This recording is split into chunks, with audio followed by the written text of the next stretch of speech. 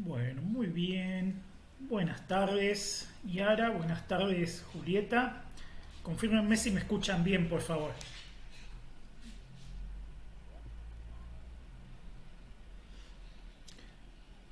Confírmenme si me escuchan bien. Bueno, Yara me dice que sí. Bueno, como ya hablé antes. Julieta, ¿me escuchas bien? Majo, bienvenida.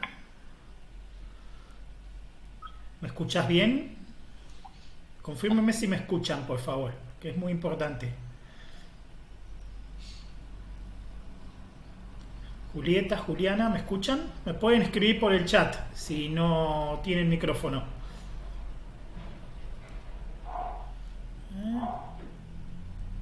Bueno, muchas gracias, Juliana, por confirmarme que me escuchas bien. Julieta, ¿me escuchas bien?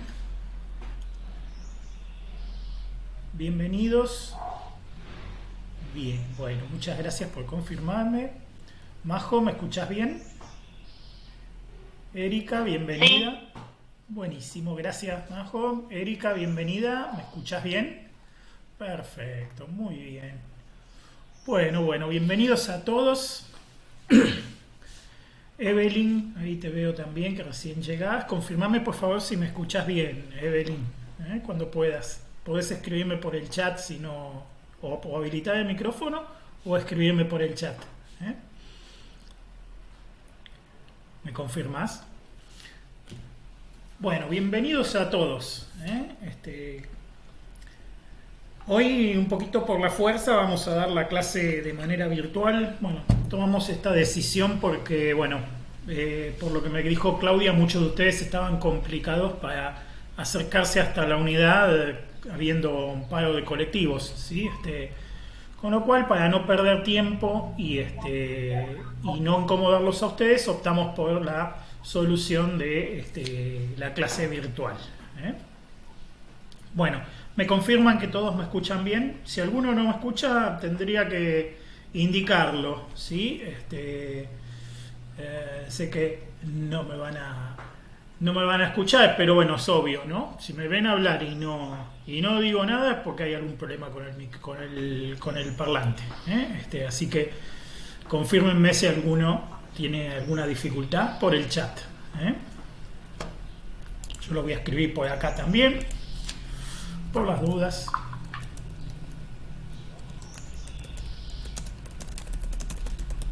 ¿Me escuchan bien?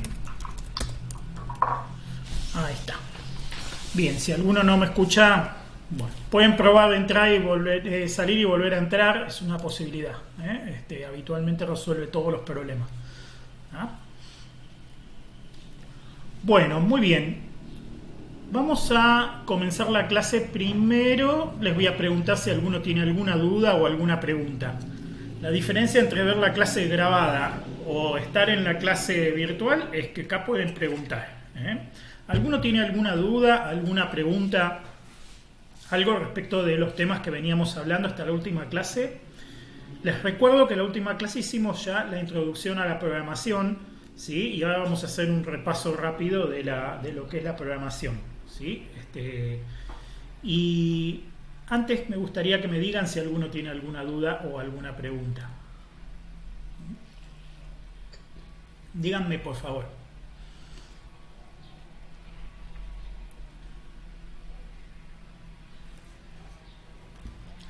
¿Nadie tiene ninguna pregunta? ¿Ninguna duda?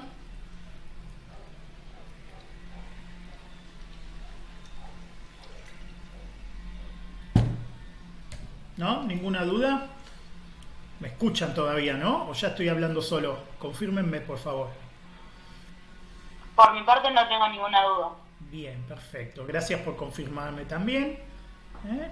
Buenísimo. Bueno, entonces vamos a comenzar con el repaso. ¿Sí? Bueno, la clase pasada ya habíamos empezado a hablar, ¿sí?, de la programación. ¿ah?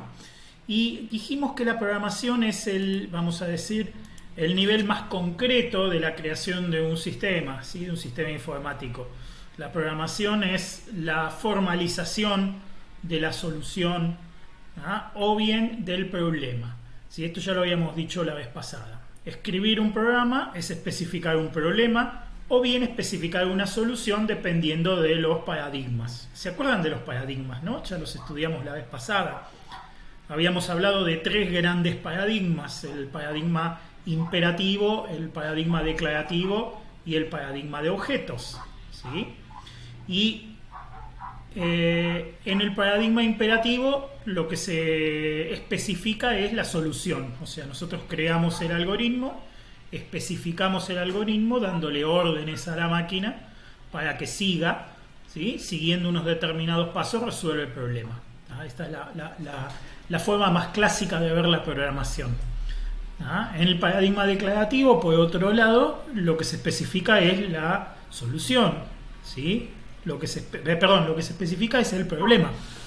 O sea, se especifica la forma del problema mediante algún formalismo, ¿sí? Y la máquina misma busca la solución.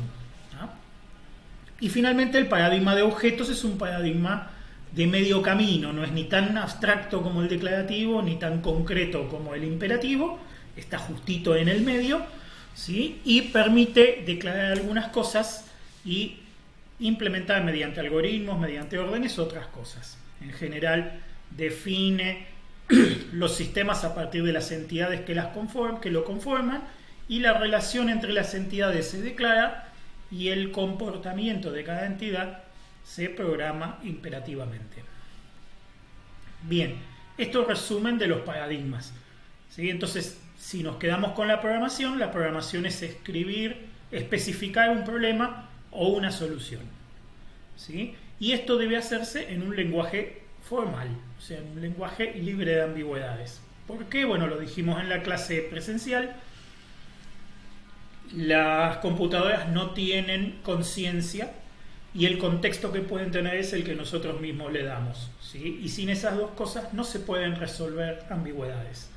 Con lo cual el lenguaje en el que vamos a tener que expresarnos para que la computadora pueda asimilar lo que nosotros decimos o lo que nosotros pretendemos tiene que ser un lenguaje formal, un lenguaje libre de ambigüedades. Tiene que haber una sola manera de interpretar algo de forma tal que la computadora no tenga otro camino más que ese para resolver el problema. Bien, hasta acá. Creo que Claudia les mencionó, lo vamos a repasar, los criterios que vamos a usar. Esto es bueno saberlo porque si nos ponemos a programar nos podemos hacer enseguida la pregunta de si lo estaremos haciendo bien o no. ¿Sí? Vamos a tratar de convenir los criterios que vamos a usar para decir si un programa está bien escrito o no está bien escrito. ¿Sí? Normalmente se usa un subconjunto de estos criterios, ¿sí? Nosotros los vamos a usar todos. ¿Está bien? Suele pasar para el que ya aprendió a programar en la escuela, por ejemplo, que quizá ni se lo dijeron explícitamente, pero se enfocaron en esos 2 primeros criterios, que están anotados ahí. Y nosotros en realidad, para ver si un programa realmente está bien escrito, miramos 6 criterios, ¿sí? Entonces vamos a repasar esos criterios. El primero de los criterios es la eficacia. ¿Qué quiere decir que un programa sea eficaz? A ver, ¿alguien se acuerda qué es? A ver, cuéntenme. Así no hablo solo todo el tiempo. A ver, ¿alguno se anima a decirme qué quiere decir que un programa sea eficaz?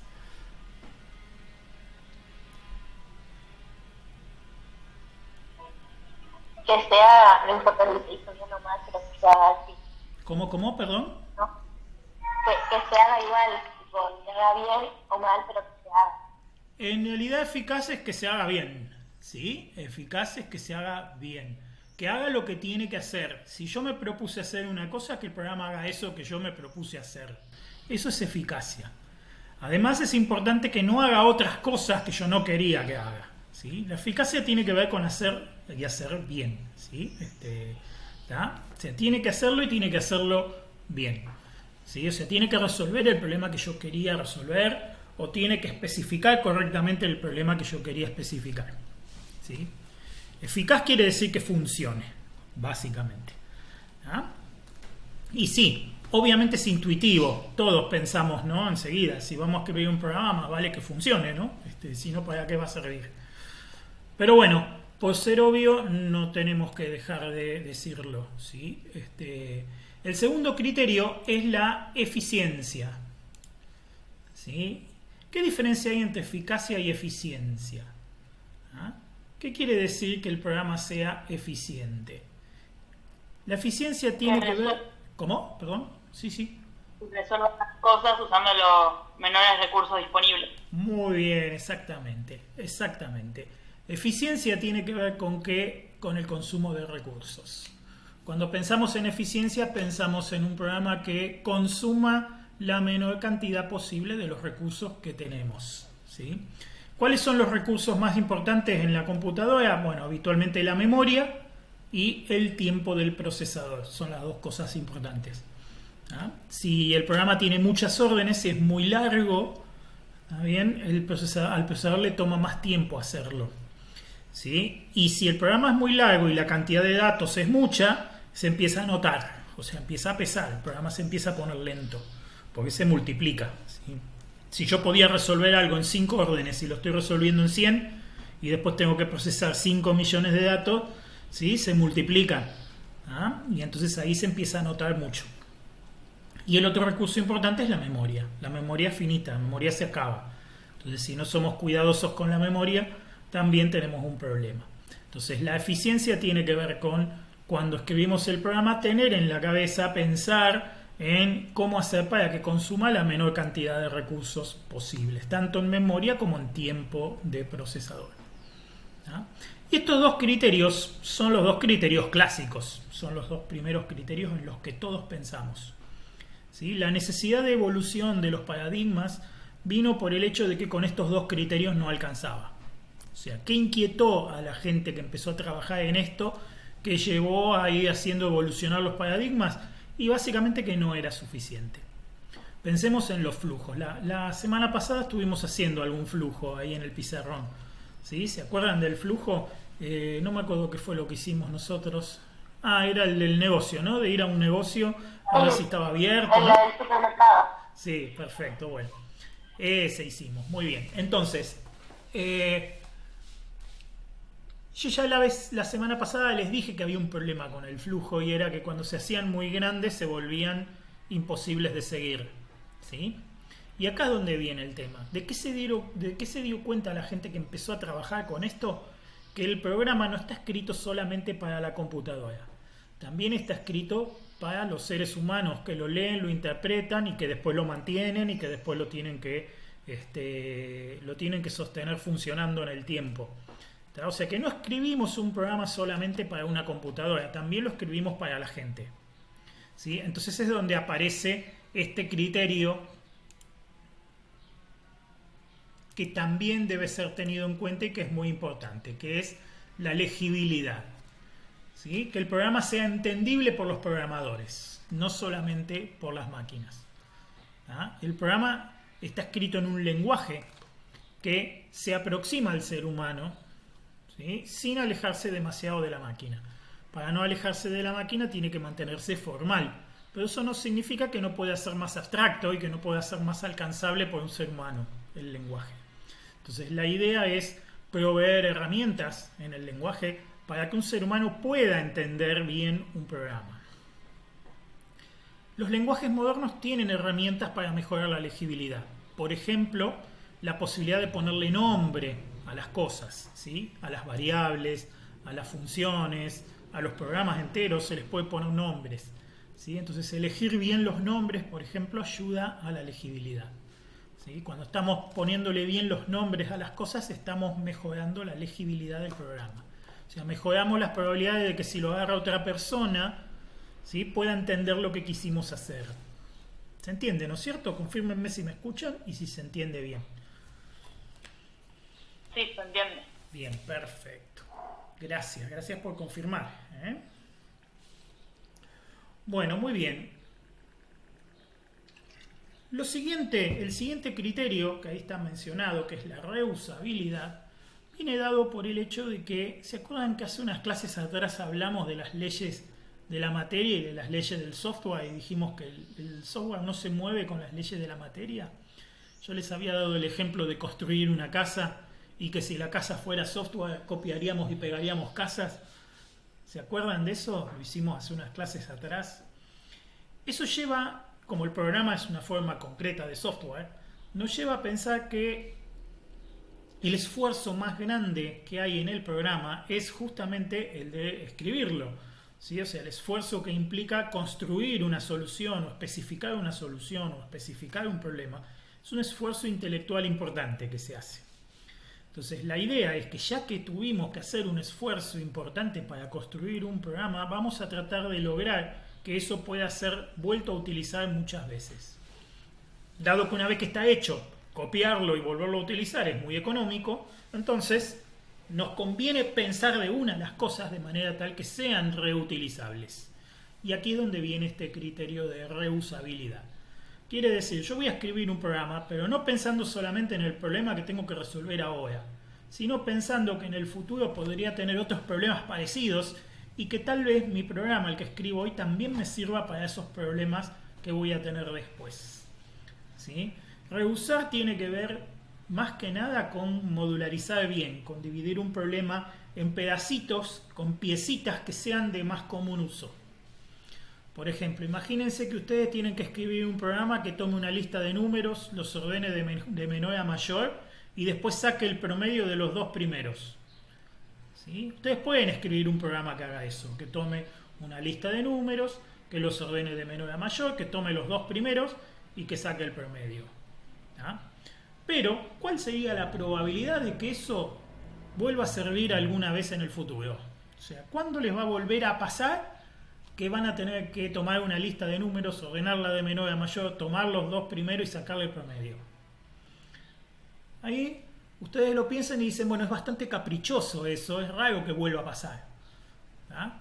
Sin embargo, si nosotros en vez de escribir un programa que ordene los números de menor a mayor, tome los dos primeros y saque el promedio, escribimos un programa que ordene números de menor a mayor primero, después escribimos otro programa que dada la lista tome los dos primeros elementos y después escribimos un tercer programa que saque el promedio de dos números y después los combinamos, ¿ah? Los unimos y decimos, bueno, usamos el primer programa para ordenar la lista, usamos el segundo programa para tomar los dos primeros números y usamos el tercer programa para sacar el promedio. Escribimos tres programas, ¿sí? Y si tal vez el problema completo no lo volvamos a tener que usar en el futuro, seguramente sí nos va a pasar en el futuro que tengamos que, ¿sí?, tomar una lista de números y ordenarlos de menor a mayor. Es muy posible que nos vuelva a pasar, que mañana tengamos otro problema parecido. También es muy posible que necesitemos los dos primeros elementos de una lista y, para pensarlo más genérico, los n primeros elementos de una lista. Seguramente vamos a volver a tener ese problema en el futuro. Lo mismo que sacar el promedio de varios números, ¿sí? Probablemente tengamos ese problema en el futuro y entonces valga la pena escribir un programa que saque el promedio de n números. ¿Ya? Entonces, en vez de escribir directamente un programa que resuelve el problema concreto que tenemos hoy, escribimos pedacitos de programas de cosas que resuelven, pedacitos de programas que resuelven problemas más generales y después los combinamos. ¿Ah? ¿Se entiende, no es cierto? ¿Me siguen? Sí. Bien, muy bien. En eso va la reusabilidad, que también es muy importante. Los lenguajes modernos tienen muchas herramientas, ¿sí? Muchas herramientas para mejorar la reusabilidad. Por ejemplo, la posibilidad de escribir pedacitos de programas y después usarlos. ¿Ah? Lo que se llaman normalmente procedimientos o funciones, que son pedacitos de programa que después se pueden usar. El de combinar varios procedimientos y funciones dentro de lo que se llama una librería, que después se puede reutilizar en otro programa. ¿Sí? Yo hoy escribí esas tres herramientas que mencioné hoy y el día de mañana las necesito usar de nuevo, entonces invoco a esa librería y las puedo volver a utilizar. ¿Ah? Como les decía, en software, ¿sí?, duplicar, copiar y pegar es rápido. ¿Está bien? Entonces no es un problema, es rápida esa parte. Entonces, si escribo bien las herramientas, me ahorro muchos problemas. Y ahora si lo pensamos al revés, si pensamos que hace muchos años que la gente programa, entonces se imaginarán que ya hay un montón de cosas hechas. Entonces hoy todavía es más interesante porque en vez de tener que escribir todo, muchas cosas las podemos ir a buscar porque ya están hechas y las reusamos. ¿Ah? Que ese es el otro punto importante que tiene la reusabilidad, ¿sí? Que al día de hoy no tenemos que empezar de abajo. Nosotros vamos a hacer algunos ejercicios desde abajo porque estamos aprendiendo, pero cuando uno tiene que trabajar en la práctica, no necesita empezar de tan abajo porque hay muchas cosas que ya están hechas. ¿Ah? Y eso también es gracias a la reusabilidad, que ya hace muchos años que se descubrió que era importante. Bueno, sigue el quinto criterio, que es la flexibilidad. La flexibilidad es la capacidad de adaptarse a los cambios. ¿Sí? Yo les puedo pedir un programa que resuelva un problema hoy, ¿sí? Y ustedes lo escriben perfecto al programa, anda bárbaro. Pero mañana el problema cambió. ¿Por qué cambió el problema? Porque cambió el mundo. Porque las cosas cambian todo el tiempo. Entonces el programa que ustedes habían escrito ya no sirve más. Si bien ayer servía, hoy ya no sirve porque cambió el problema. Entonces la pregunta ahora es, ¿qué tan difícil es adaptar el programa para que el problema se pueda seguir resolviendo tal cual es hoy? Si ustedes descubren que tocando 2 pavadas en el programa ya se arregla y el programa sigue funcionando, entonces escribieron un programa flexible. Si resulta que prácticamente hay que tirarlo y escribirlo de vuelta porque el programa hoy ya no sirve para nada y realmente arreglarlo es muy costoso, casi que conviene más escribirlo de vuelta que ponerse a arreglarlo, entonces ese programa no era flexible. Ese programa era rígido, lo opuesto de flexible, y no se pudo adaptar al cambio. Por eso la flexibilidad es muy importante. ¿Sí? ¿Cómo se escribe, cómo se maneja la flexibilidad? Ahí es donde entran los famosos baches. Debe referir a los parches, ¿no es cierto? A los parches, sí y sí. Sí, los parches vienen de ahí, exactamente. ¿Sí? Un parche es una solución rápida, no bien aplicada. ¿Sí? ¿Está bien? Y sí, causan envejecimiento a los sistemas. ¿Sí? Lo dijimos hace un tiempo atrás también. ¿Sí? Un parche es una solución rápida, mal hecha. Cuando un programa, cuando está bien diseñado, se supone que debería poder ser más resistente a cambios.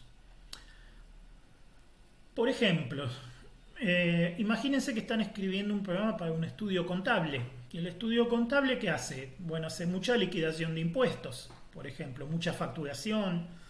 Y imagínense ustedes que el contador les da 200 fórmulas para calcular un montón de cosas. ¿Sí? Y las 200 fórmulas, casi las 200 dependen del IVA, del valor del IVA, ¿sí? Del impuesto al valor agregado, ¿sí? Que acá en Argentina es el 21%, ¿sí? Creo que es 21% y hay excepciones, pero normalmente es el 21%, ¿sí? Entonces ustedes escriben las 200 fórmulas, ¿está bien? Y todas las fórmulas tienen el IVA ese metido dentro de la fórmula.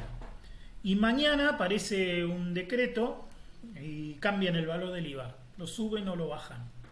Y automáticamente el programa de ustedes empieza a funcionar mal y no sirve más porque al tener el IVA mal calculado, ya todas las fórmulas dan mal.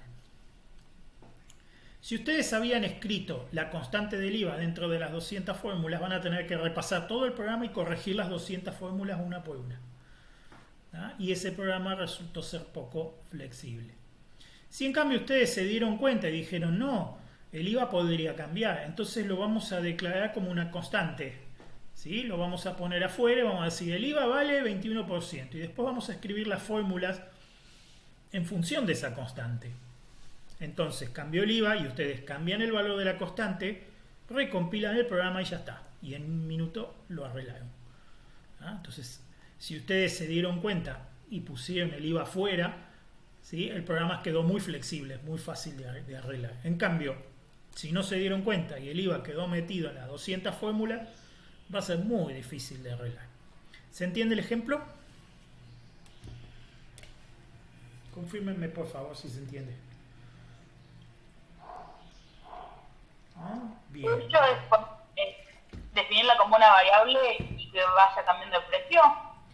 Claro, como una constante normalmente, puede ser como una variable también, pero habitualmente se define como una constante. ¿Por qué? Porque no cambia normalmente. El día que cambia, la cambiás en el programa y recompilás el programa, por ejemplo. ¿Sí? Ok, Ah, ok. si fuera una cosa que cambia más Gracias. seguido, claro, está bien. Si fuera una cosa que cambia más seguido, haría lo que decís vos. Lo pondría como variable directamente. ¿Tá? Es más, cada vez que arranca el programa le podríamos preguntar al usuario, ¿cuál es el valor del IVA hoy? Y después todo el programa funciona en función de lo que el usuario le diga cuando el programa arranca. O ponerlo en un archivo de configuración, que es más fácil de editar y cambiar que tener que recompilar todo el programa. ¿Tá? O sea, qué nivel de flexibilidad le damos y depende de qué probabilidad haya de que eso vaya a cambiar. En el caso del IVA es una cosa bastante dura. Normalmente cambia, pero no tanto. ¿Sí? No debería estar cambiando todos los días el IVA. ¿Sí? Entonces es normal que uno lo ponga como una constante. El día que cambió el IVA, cambiamos la constante y recompilamos el programa. Y ya está. El programa se recompila en minutos, se instala y ya está. Y se acabó. ¿Ah? O sea, vale la pena para algo que no cambia tan seguido. Si fuera algo que cambia mucho más seguido, lo pondría como variable, lo pondría en un archivo de configuración, ¿sí? O directamente se lo preguntaría al usuario al arrancar. ¿Ah? ¿Se entiende, no es cierto? Sí, sí. Bien, perfecto. Y llegamos al último criterio, el último criterio que es el criterio de robustez. Un programa se dice que es robusto cuando responde de manera razonable a errores en las entradas. ¿Sí? Un programa puede estar bien escrito. Cuando recibe los datos correctos anda bien. La pregunta acá es ¿qué pasa si los datos no están bien? ¿Qué pasa si los datos de entrada están mal?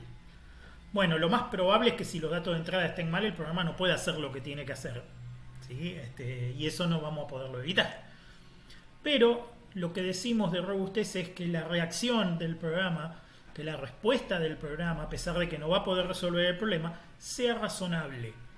¿Sí? Que sea una respuesta lógica ante la falla de los datos de entrada. Ejemplo típico. El programa pide un número al usuario y el usuario en vez de ingresar un número ingresa una letra. ¿Sí? ¿Qué pasa con el programa? ¿Sí? El programa podría, por ejemplo, bloquear las letras. Entonces, si yo quiero apretar una letra, no, directamente no lo toma el programa. ¿Sí? Se queda como si no hubiésemos hecho nada. O avisarles, poniéndoles algo en rojo o haciendo algún ruidito o algo para avisarles que eso está mal. ¿Sí? Y no dejarles ingresar la letra. Eso es una respuesta razonable y el programa sería robusto. ¿Está bien? Otra respuesta razonable podría ser, bueno, te dejo entrar las letras, pero una vez que le querés dar entrada, el programa va a decir, no, eso está mal, por favor ingréselo de vuelta. ¿Sí? Sería otra respuesta razonable. ¿Sí? Bastante razonable. ¿Qué es lo que no sería razonable? Por ejemplo, que ingreso una letra, aprieto Enter y el programa termina. Dice, se produjo un error en los datos y se cierra el programa. ¿Por qué no es razonable? Bueno, porque si el usuario hace 2 horas que está cargando datos y ustedes le cierran el programa así, el usuario perdió 2 horas de trabajo. ¿Sí? Y eso no es razonable. ¿Ah? ¿Se entiende, no es cierto? O sea, el programa no puede cerrarse y decir, bueno, fallé porque me entraste una letra en vez de un número. Ese programa no es robusto. Ese programa es frágil. Y cuando un usuario siente que un programa es frágil, se siente inseguro, le parece que va a perder su trabajo con mucha facilidad. ¿Ah? ¿Les ha pasado alguna vez de una aplicación en el teléfono que tiene muchos errores y que se cierra cada rato, o un programa que ustedes tienen que usar para trabajar y que falla cada rato y que les hace perder tiempo y esfuerzo porque están trabajando y se les borra todo lo que estaban haciendo y tienen que empezar de nuevo? ¿Les ha pasado eso? Cuéntenme.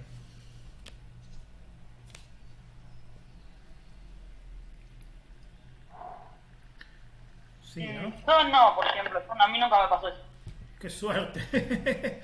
Te ha ido bien, entonces has tenido buen karma, ¿sí? Porque es muy común que te pase que tengas un programa que anda mal y te vuelva loco, ¿sí? Eso tiene que ver con la robustez, ¿sí? Que es la respuesta razonable ante una falla en los datos de entrada. ¿Ah? Un programa que se cierra y diga se produjo un error y se cierre es malo, ¿sí? Un programa que diga se produjo el error 0x2e18a y se cierre, es más grave todavía. ¿Ah? Y lo más grave de todo es cuando ponen la letra, aprietan enter y el programa se cierra sin decir nada. ¿Sí? Y te quedas rascándote la cabeza porque no te diste cuenta que habías ingresado una letra en vez de un número y nunca supiste lo que pasó. ¿Sí? Esos son los más terribles de todos. ¿Y por qué observamos esto como criterio? Y porque habitualmente un programa, cuando el programador no tiene en cuenta las condiciones, ¿sí?, del error, termina explotando por cualquier lado. ¿Sí? Lo importante acá es que el programador tenga en cuenta los posibles errores y los trate. ¿Sí? Cuando el programador no tuvo en cuenta los posibles errores y no los trató, puede pasar eso. Va a explotar y probablemente tengamos un programa frágil. No solamente porque esté mal escrito, sino también por simple fragilidad. ¿Ah? O sea, no es solamente que pueda tener un error el programa por ahí está bien, pero los datos que vienen de afuera pueden venir con error. ¿Ah? Y el programa tiene que responder bien ante eso. No es solamente asumiendo que todos los datos están bien. También hay que tener en cuenta que puede haber alguna cosa que viene mal de afuera. ¿Sí? Y uno tiene más o menos que resistir. ¿Sí? Bien, ¿se entendió, no es cierto? Estos son los 6 criterios. ¿Ah? Repasando, eficiencia, que el programa esté bien escrito, que haga lo que tiene que hacer y que no haga otras cosas que no debe hacer. Eficiente, que lo que haga, además de hacerlo bien, lo haga consumiendo pocos recursos. ¿Sí? La menor cantidad posible de recursos. Entiéndase, memoria y CPU los más importantes. ¿Ah? Legibilidad, que el programa sea entendible por alguien que entiende el lenguaje de programación y que sabe programar, tendría que estar en condiciones de entender lo que el programa hace. ¿Sí?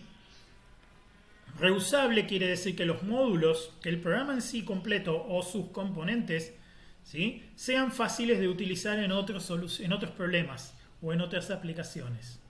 Y viceversa, que nuestro programa se pueda basar en componentes y soluciones que ya existían de antes.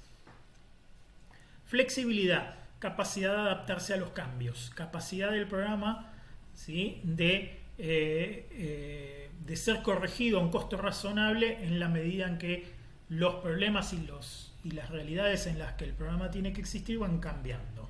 ¿Ah? Y robustez tiene que ver con la respuesta razonable ante errores en las entradas. ¿Sí? Fíjense que los errores acá lo dice, pueden ser errores en los datos de entrada o puede ser incluso una hostilidad. ¿Sí? Puede ser que el programa sea atacado, ¿sí?, que le manden datos malos a propósito para que falle. ¿Sí? Eso ya hablamos de un ataque. ¿Sí? Y bueno, puede pasar. ¿Ah? Muy bien. Acá yo había notado de la clase del año pasado los paradigmas que ya mencioné. ¿Sí? Hablamos del imperativo como el más concreto, el más antiguo, ¿sí?, en el cual un programador le da órdenes a la máquina, si el programa es una secuencia de órdenes. ¿Sí? La técnica de programación más antigua es la orientada a flujo. ¿Sí? Y una técnica más moderna es la estructurada, que es la que vamos a ver hoy. Hoy vamos a estudiar los principios de la programación estructurada, que es lo que vamos a estudiar en esta materia. Después hablamos de el paradigma declarativo y dijimos que en el paradigma declarativo lo que se le da a la máquina es un problema especificado formalmente y la máquina busca la solución. Esto creo que lo había dado en la clase la semana pasada. ¿Alguien tiene alguna duda respecto de esto? Creo que lo di la vez pasada. O sea, este tema de que la programación se ve completamente distinta, en este caso porque pensamos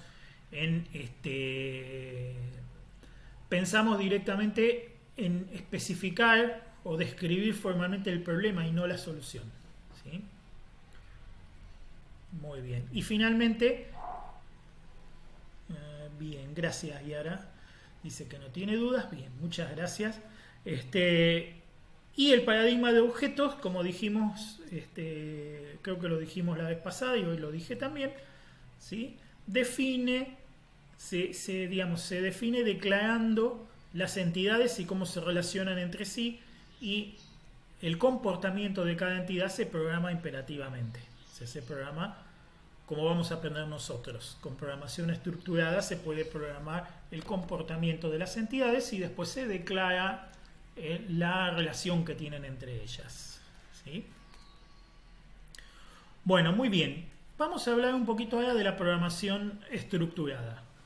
¿Sí? La programación estructurada es un concepto que surgió después de que la gente se dio cuenta, la gente que trabajaba en esto se dio cuenta, que los flujos eran eficientes y eficaces, pero que fallaban en las otras 4 cosas. ¿Ah? ¿Vieron la programación orientada a flujo que yo les enseñé con un diagramita de flujo la semana pasada?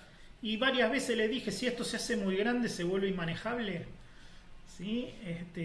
¿Cuál es el problema que tienen los flujos? Bueno, donde se empiezan a hacer grandes, ¿sí? Empiezan a volar flechas para todos lados. ¿Ah? Y complica mucho el hecho de que una flecha pueda salir e ir a cualquier parte y entrar de cualquier lado a cualquier lugar. ¿Saben por qué nos complica? Nos complica por cómo funciona nuestra mente. ¿Sí? Nuestra mente tiene una cantidad limitada de conceptos que puede manejar de manera simultánea. ¿Sí? Por regla empírica se sabe que es alrededor de 7 conceptos que nuestra mente puede manejar en forma simultánea.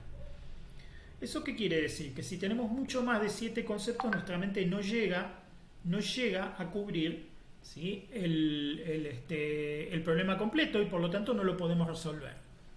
¿Ah? Nuestra mente es muy potente, ¿sí? Pero tiene ese límite, son 7 conceptos, ¿sí? Y no mucho más.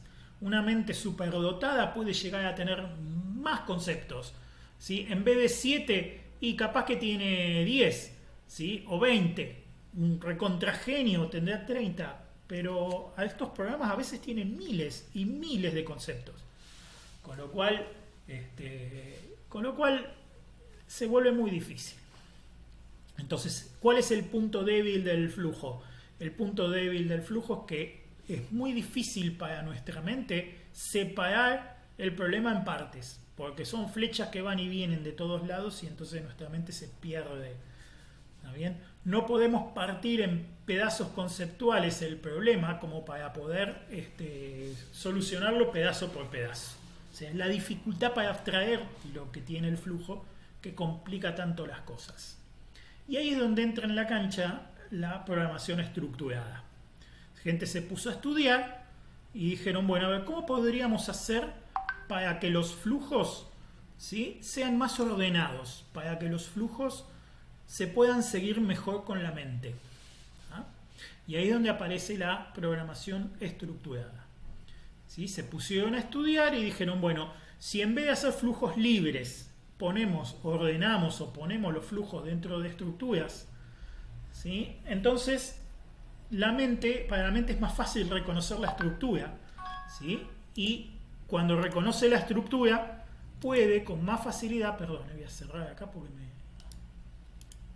si no me van a volver loco. Ahí está. A la mente le resulta más fácil reconocer la estructura, ¿sí? Y puede estudiar la estructura y después abstraerse de ella para poder estudiar un problema más grande, ¿sí?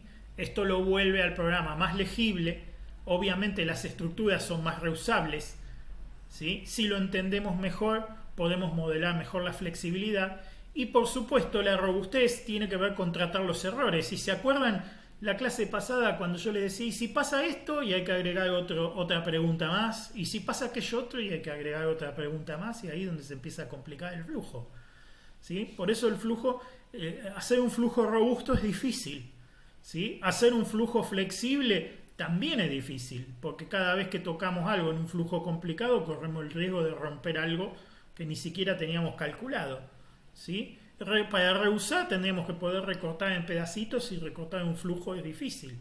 Y ni hablar de la legibilidad cuando el flujo es grande. Este es imposible. Entonces, la programación estructurada propone tomar el flujo y ordenarlo dentro de estructuras. Manteniendo estas estructuras, conseguimos mejorar estos otros 4 criterios que con el flujo se vuelven tan complicados. ¿Se entiende, no es cierto? ¿Cómo vienen? ¿Me siguen? Sí. Bien. Bueno, la pregunta ahora es ¿qué forma tienen que tener esas estructuras? ¿sí? ¿Y cuántas estructuras necesitamos? Bueno, se lo han puesto a estudiar y la respuesta apareció, ¿sí? Son 3 estructuras, según el teorema de la programación estructurada, 3 estructuras alcanzan para cualquier flujo. ¿Sí? El teorema de la programación estructurada dice que todo proceso computable puede implementarse combinando 3 estructuras básicas. Esas 3 estructuras son la iteración, la selección y la secuencia. ¿Ah? O sea que si en vez de poner los flujos de cualquier forma, ordenamos los flujos de forma tal que sigan estas 3 estructuras, ¿sí? Entonces nosotros cualquier cosa que podríamos hacer con un flujo libre también lo podemos hacer combinando inteligentemente estas 3 estructuras. Con el beneficio que ya les digo sale del hecho de que es más fácil reconocer la estructura y abstraer la estructura. ¿Ah? ¿Se entiende, no es cierto? Vamos a empezar con la secuencia.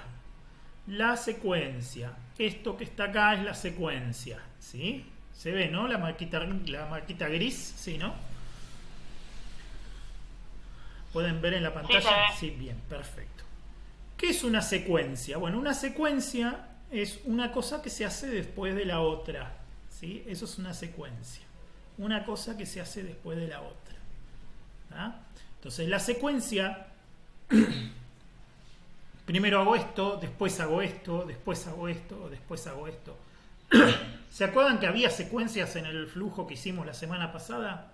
Haga esto, haga esto, haga esto, haga esto. ¿Tá? La secuencia es muy fácil de seguir por la mente, ¿sí? Porque hay que seguir las flechitas nomás, ¿sí? Y como van para un solo lado, y esto es importante, no se puede empezar una secuencia por ningún lugar que no sea el principio, y no se puede terminar una secuencia por ningún lugar que no sea el final. O sea que tiene un único punto de entrada, un único punto de salida, ¿está bien? Y un solo orden para seguir, con lo cual no hay como errarle. ¿Se entiende, no es cierto?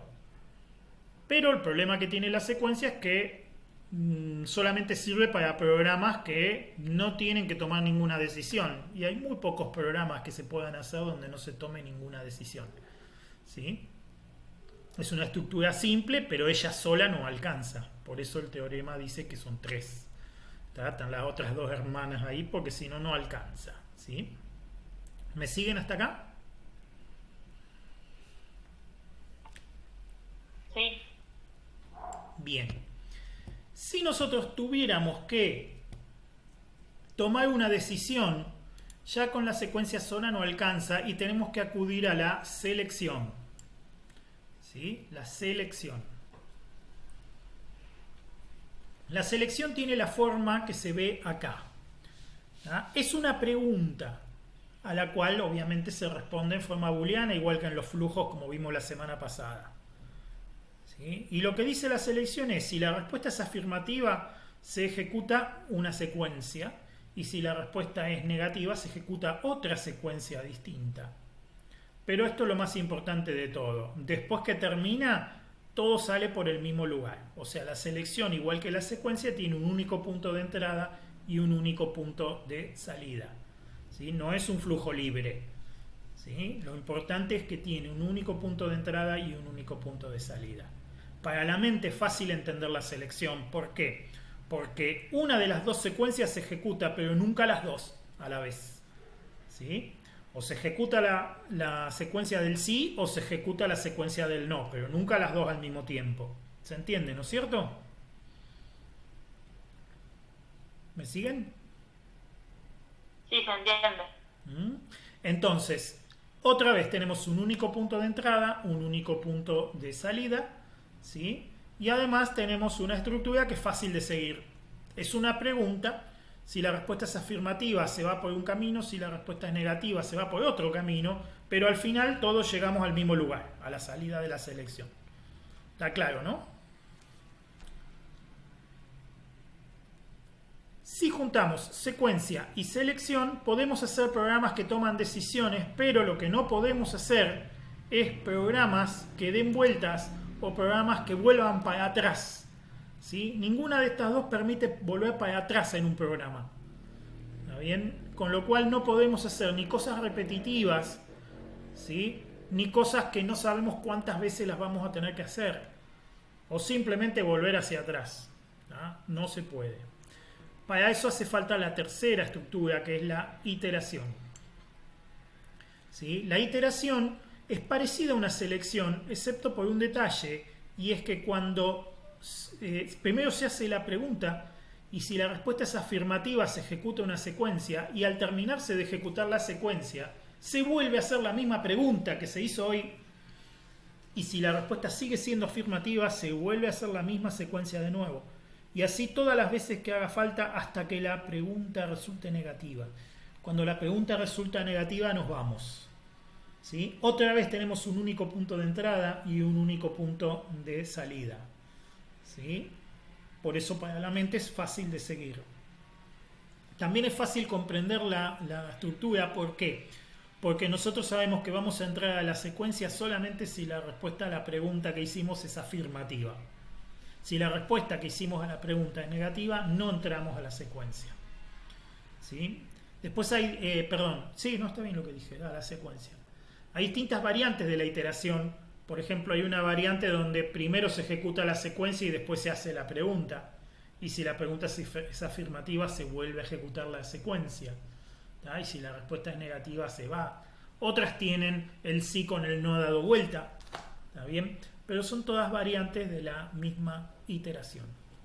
Lo que dice el teorema, y es muy importante, es que si combinamos estas tres, ¿sí?, podemos escribir cualquier flujo.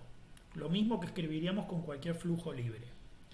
¿Tá? Fíjense que se puede poner una selección, por ejemplo, y en la secuencia del sí de la selección podemos poner una secuencia, o podríamos poner otra selección, o podríamos poner una iteración.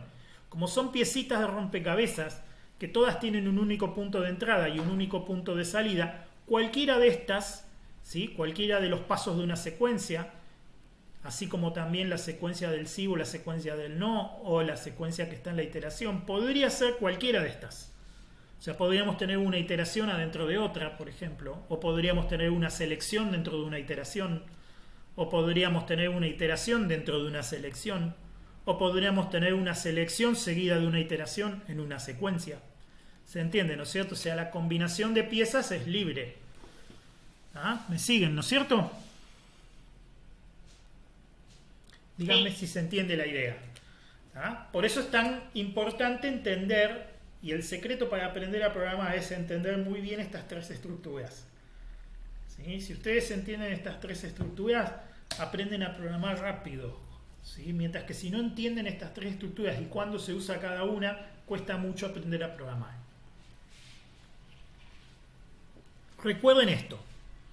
La secuencia se usa cuando yo tengo que seguir pasos uno atrás de otro y no hay nada que decidir y no hay nada que pensar. Es simplemente primero hago esto, después hago esto, después hago esto.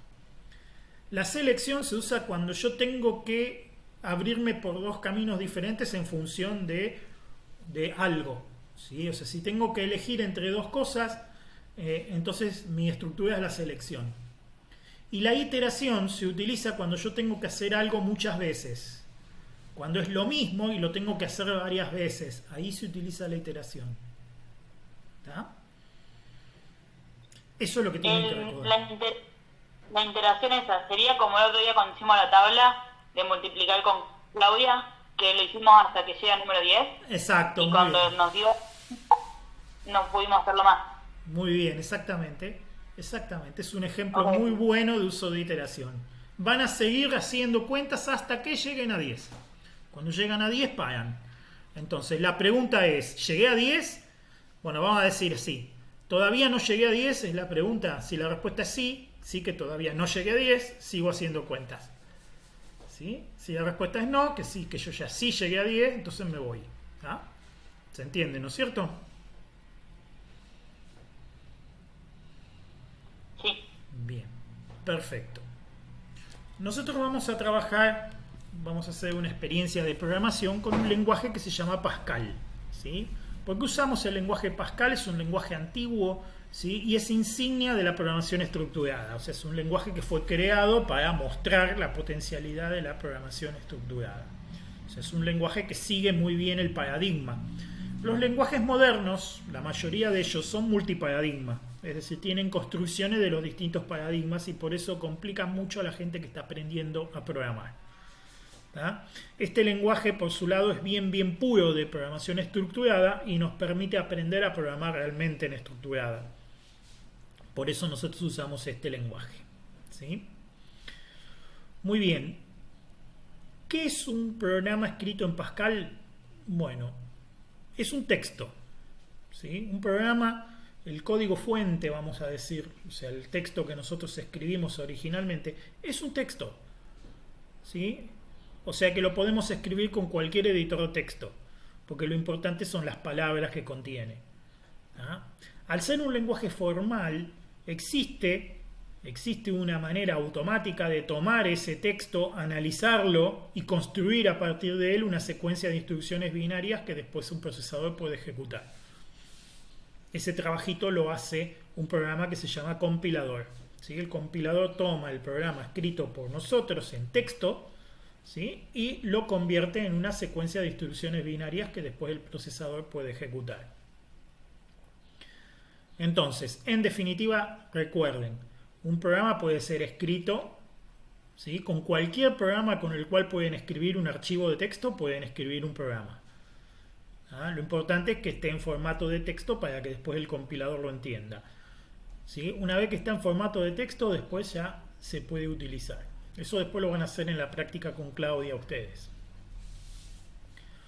Muy bien, vamos a ver cuáles son las piezas que tiene este lenguaje. El lenguaje tiene algunas palabras, ¿sí? Que bueno, son del idioma inglés, ¿sí? Un programa en Pascal, si lo ven, van a ver que es muy parecido al lenguaje inglés, excepto que es formal, ¿sí? O sea, no podemos escribir como escribimos en inglés libremente. De la misma manera que como escribimos en castellano libremente, no podemos, la máquina no lo entiende. ¿Sí? El lenguaje tiene una forma que es bastante estricta y hay que seguirla. Pero van a notar que hay muchas palabras en inglés. ¿Sí? Las palabras que se llaman primitivas son las palabras que el lenguaje directamente le da una significación especial. ¿Sí? Palabras que van a ver que están en los programas y que son así, que no pueden cambiar. Como la palabra program, la palabra if, la palabra while. ¿Sí? Son palabritas que tienen una significación especial para el lenguaje y que no se pueden, digamos, que son para eso. ¿Está bien? Y bueno, después vamos a ir viendo qué quiere decir cada una, por lo menos las más importantes. Después también hay constantes. Las constantes son, pueden ser números o pueden ser cadenas de texto. ¿Sí? Son cosas que no cambian, por eso se llaman constantes. ¿Sí? Puede ser un número, puede ser una cadena de texto. ¿Sí? Para que Pascal entienda una cadena de texto hay que encerrarla entre comillas simples, como está acá en el ejemplo. ¿Sí? ¿Ven acá? Ay. ¿Ven acá? Para que Pascal entienda una cadena de texto hay que encerrarla entre comillas simples. Una cosa importante de las cadenas de texto es que pueden tener significado para los seres humanos, pero para la máquina normalmente no tienen significado. Para la máquina es simplemente una serie de caracteres que tiene que mostrar o que tiene que guardar. ¿Sí? Las cadenas de texto, las constantes de cadenas de caracteres tienen sentido para nosotros, pero no para la máquina. ¿Ah? La máquina simplemente las puede tomar y las puede mostrar en pantalla o las puede guardar en alguna memoria, pero nada más. ¿Sí? Después tenemos signos. ¿Sí? Los signos son parecidos a las primitivas, tienen un sentido lógico para el lenguaje, que en general se parece al mismo sentido que le damos los seres humanos, porque el lenguaje está inspirado obviamente en un lenguaje natural. ¿Sí? Entonces el más, el menos, el asterisco que se usa para multiplicar o la barra que se usa para dividir, el punto y coma. ¿Sí? El punto y coma es muy importante porque en Pascal se utiliza para separar instrucciones, o sea, dentro de una secuencia una instrucción se separa de la otra mediante un punto y coma. ¿Sí? Entonces es muy importante. Y finalmente vienen los identificadores. ¿Sí? Los identificadores son unas palabras que no son como las cadenas de caracteres, porque sí tienen sentido para la máquina. ¿Ah? El nombre que le pongamos al identificador a la máquina no le interesa, pero la máquina, cada vez que ve escrito el mismo identificador, sabe que estamos hablando de la misma cosa, y por eso es importante. Por eso se llaman identificadores, pues se usan para identificar. ¿Ah? Yo puedo escribir X, ¿ah? Un identificador X, y cada vez que yo haga mención al X, estoy haciendo mención a la misma cosa, y eso es importante. ¿Ah? Entonces, en Pascal, los identificadores tienen que empezar con una letra, ¿sí? O con un guión bajo. Y después pueden ser más largos, y ya en los otros caracteres que no son el primero también puede contener algún número. ¿Sí? ¿Qué es lo que no pueden contener los identificadores? No pueden tener espacios, no pueden tener letras que no son del alfabeto inglés, como la ñ. ¿Sí? No pueden contener signos que son operadores, como por ejemplo el menos o el más. ¿Sí? El único signo que está permitido, digamos, es el único carácter no alfanumérico que está permitido es el guión bajo. ¿Sí? Que normalmente se utiliza para reemplazar al espacio. Como el espacio está prohibido, se escribe un guión bajo en lugar de un espacio cuando uno quiere armar un identificador que lleva más de una palabra. ¿Sí? Es una de las maneras que hay de armar identificadores. Recuerden que la posibilidad de elegir el identificador nosotros es algo que nos ayuda a hacer un programa más legible también. ¿Sí? O sea, cuando elegimos bien los nombres de los identificadores, hacemos un programa más legible. ¿Tá? Bien, hasta acá. ¿Se entendió entonces cuáles son las partes del lenguaje? Sí. Todo va a cerrar mejor cuando escribamos un ejemplo, pero lo importante ahora es haber entendido, ¿sí?, las partes. ¿Tá? Muy bien. Otro detalle importante. En Pascal los identificadores y las primitivas se pueden escribir en mayúscula o en minúscula, y para Pascal es la misma cosa. Eso se dice que no es sensible de mayúsculas y minúsculas el lenguaje. ¿Sí? No es sensible de mayúsculas y minúsculas. Quiere decir que yo puedo escribir X en mayúscula o X en minúscula y para Pascal es lo mismo. ¿Ah? O puedo escribir una palabra, puedo escribir la palabra casa con C mayúscula o casa con C minúscula, o mezclando mayúsculas y minúsculas, y todas son la misma cosa para Pascal. Hay otros lenguajes donde no es así. ¿Ah? El lenguaje C, por ejemplo, no es así. Si yo escribo C con C mayúscula, no es lo mismo que si escribo con C minúscula. ¿Ah? Acá puse un ejemplo. ¿Sí? La palabra contador, todo minúscula, todo mayúscula, o con la primera mayúscula, o cualquier otra mezcla, es lo mismo para Pascal. Lo mismo pasa con la palabra program, que es una primitiva. Program, todos son program para Pascal. Un poquito así como nos pasa a los seres humanos también, que lo vemos mayúscula o minúscula y es lo mismo para nosotros. ¿Sí? Pero piensen que para la computadora podría no ser lo mismo. En las cadenas de caracteres no es lo mismo. En las una cadena de caracteres escrita con minúscula, una cadena de caracteres escrita con mayúscula, no es la misma cadena de caracteres. ¿Sí? Pero en las primitivas y en los identificadores sí es lo mismo.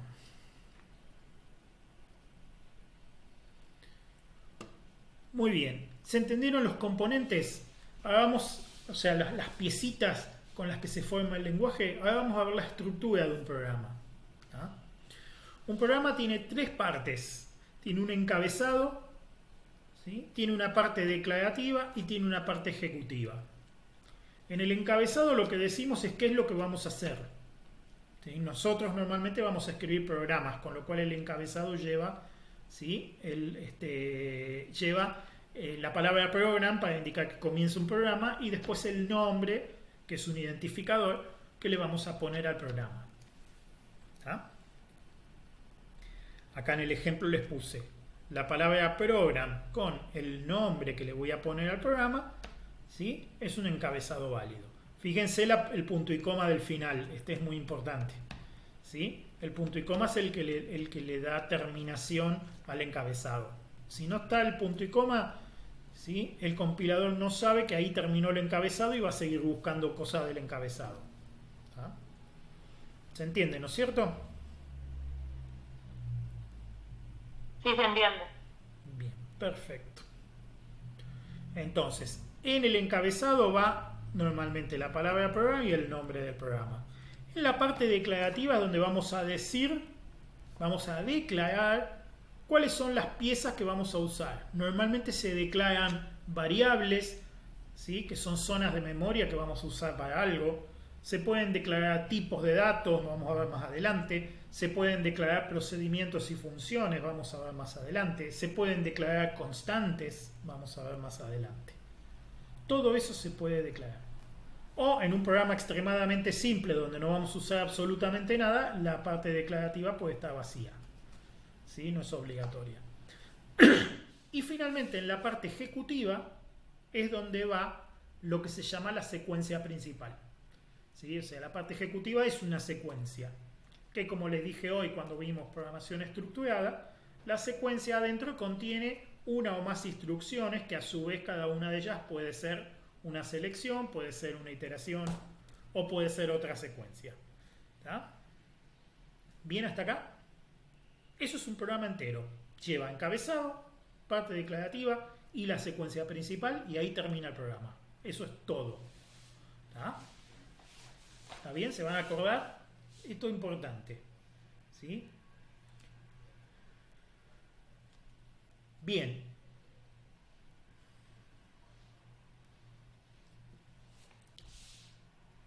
La máquina trata de manera especial el espacio. ¿Sí? El espacio puede ser un espacio, pueden ser dos espacios, pueden ser muchos espacios, puede ser un salto de línea. ¿Sí? Para la máquina es lo mismo. La máquina lo descarta. La máquina dice, acá hay un espacio, acá hay un separador, pero descarta el espacio. ¿Sí? El espacio es un atributo que tenemos los seres humanos para escribir programas más legibles. O sea, ¿dónde apretamos Enter y seguimos escribiendo abajo? ¿O dónde dejamos espacios para separar cosas de distinta manera para que para nosotros tenga significado? Es algo que nos vale a los seres humanos. ¿Sí? Y es otra herramienta que si se usa bien mejora mucho la legibilidad de los programas. ¿Ah? Para la máquina no es relevante dejar un espacio o 10 o dejar un espacio con la barra espaciadora, dejar un espacio con un tabulador o dejar espacio apretando Enter. Para la máquina es lo mismo. ¿Sí? De hecho, como les dije hoy, la máquina separa las instrucciones a partir del punto y coma. ¿Sí? Entonces es muy importante que se acuerden que hay que poner los puntos y coma al final de las sentencias para que la máquina sepa dónde termina cada cosa.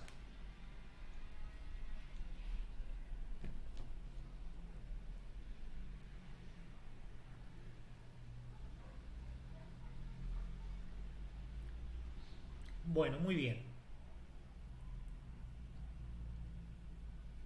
En la parte declarativa es donde se declaran, ¿sí?, las piezas o las componentes que vamos a utilizar.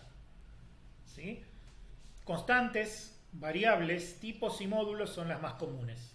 Procedimientos y funciones también. ¿Ah? Hoy nos vamos a enfocar en las variables. La variable es una caja, es un pedacito de memoria. ¿Sí? Es como una caja en la cual podemos guardar algo y después lo podemos ir a buscar. ¿Sí? Esto es muy importante. En la computadora ya lo venimos hablando hace rato. ¿Sí? Como la computadora hace los cálculos combinando cálculos simples, es muy importante tener dónde guardar los resultados intermedios. ¿Sí? Entonces, la variable es ese lugar donde se guardan los resultados intermedios. Las variables en Pascal tienen un tipo. O sea, hay una caja para guardar un tipo de dato, hay otra caja distinta para guardar otro tipo de dato. Fundamentalmente porque tienen distinto tamaño, por eso es importante saber qué tipo usar. ¿Sí? Los tipos primitivos, ¿sí?, los tipos básicos, ¿ah?, son estos que están acá. El número entero, que es un número positivo o negativo o puede valer 0, pero no tiene parte fraccionaria. ¿Sí? Es un número entero. 1, 2, 3, 4, menos 1, menos 2, 0. ¿Ah? Si necesitamos números con parte fraccionaria, por ejemplo 1,5, ya tenemos que pasar al tipo real, ¿sí? Real, ¿ah?, que es otro tipo de datos que permite tener parte fraccionaria. ¿Sí? Después tenemos el tipo char, que permite guardar un carácter, ¿sí? Solamente tiene espacio para un carácter. Por ejemplo, la letra A o la letra X o el signo punto y coma o un espacio, un carácter solo, ¿sí? El tipo booleano, este es muy importante, permite guardar un valor lógico. Los valores lógicos son verdadero y falso, ¿sí? La respuesta a una pregunta binaria, ¿sí?, es un booleano. Y finalmente una cadena de caracteres, ¿sí? También podemos guardar memoria para guardar una cadena de caracteres. Normalmente vamos a indicar el tamaño también. O sea, cuál es el tamaño máximo que puede tener la cadena de caracteres que queremos guardar. ¿Sí? ¿Bien hasta acá? ¿Me vienen siguiendo? Sí. Bien. Muy bien. Perfecto. Acá hay un ejemplo de cómo se declara una variable, ¿sí? La primitiva var es para indicar que lo que viene a continuación es una variable, ¿sí? Se escribe var, como ya les dije, puede ser en minúscula, puede ser en mayúscula, no importa, pero la palabra var quiere decir que lo que sigue a continuación es una declaración de variable. Después viene el nombre de la variable. El nombre es un identificador, lo tenemos que elegir bien, ¿sí? Como les digo, para que el programa sea legible, ¿sí? Si esta variable la vamos a usar para contar, está bien ponerle de nombre contador, ¿sí? Después viene el signo dos puntos para decir que a continuación sigue el tipo de la variable, ¿sí? Y los tipos, vamos a empezar con los tipos básicos que les marqué recién. En este caso estamos diciendo que el contador va a ser un número entero, ¿ah? Después de lo cual el punto y coma indica que se acabó la declaración ahí, ¿ah? La primitiva var indica que se declara una variable, el identificador contador indica el nombre de la variable, el dos puntos se usa para separar el nombre del tipo y el integral indica el tipo. Muy bien. Finalmente, la parte ejecutiva del programa es una secuencia de instrucciones. Es una secuencia de instrucciones, ¿sí? Al terminar esta secuencia, termina el programa y por lo tanto la máquina, digamos, descansa, ¿sí? En realidad le devuelve el control al sistema operativo y la máquina ya, este programa deja de existir, ¿sí? Una vez que termina, ya no está más como proceso, ¿sí? Bueno, para indicar una secuencia se usan dos primitivas, una para arrancar la secuencia y otra para terminar la secuencia. En Pascal se dice la secuencia empieza acá y termina acá. La primitiva para indicar que una secuencia arranca es begin y la primitiva para indicar que una secuencia termina es end, ¿sí? Y las sentencias o las órdenes que están dentro de la secuencia se separan una de la otra utilizando el punto y coma, ¿ah? Muy bien.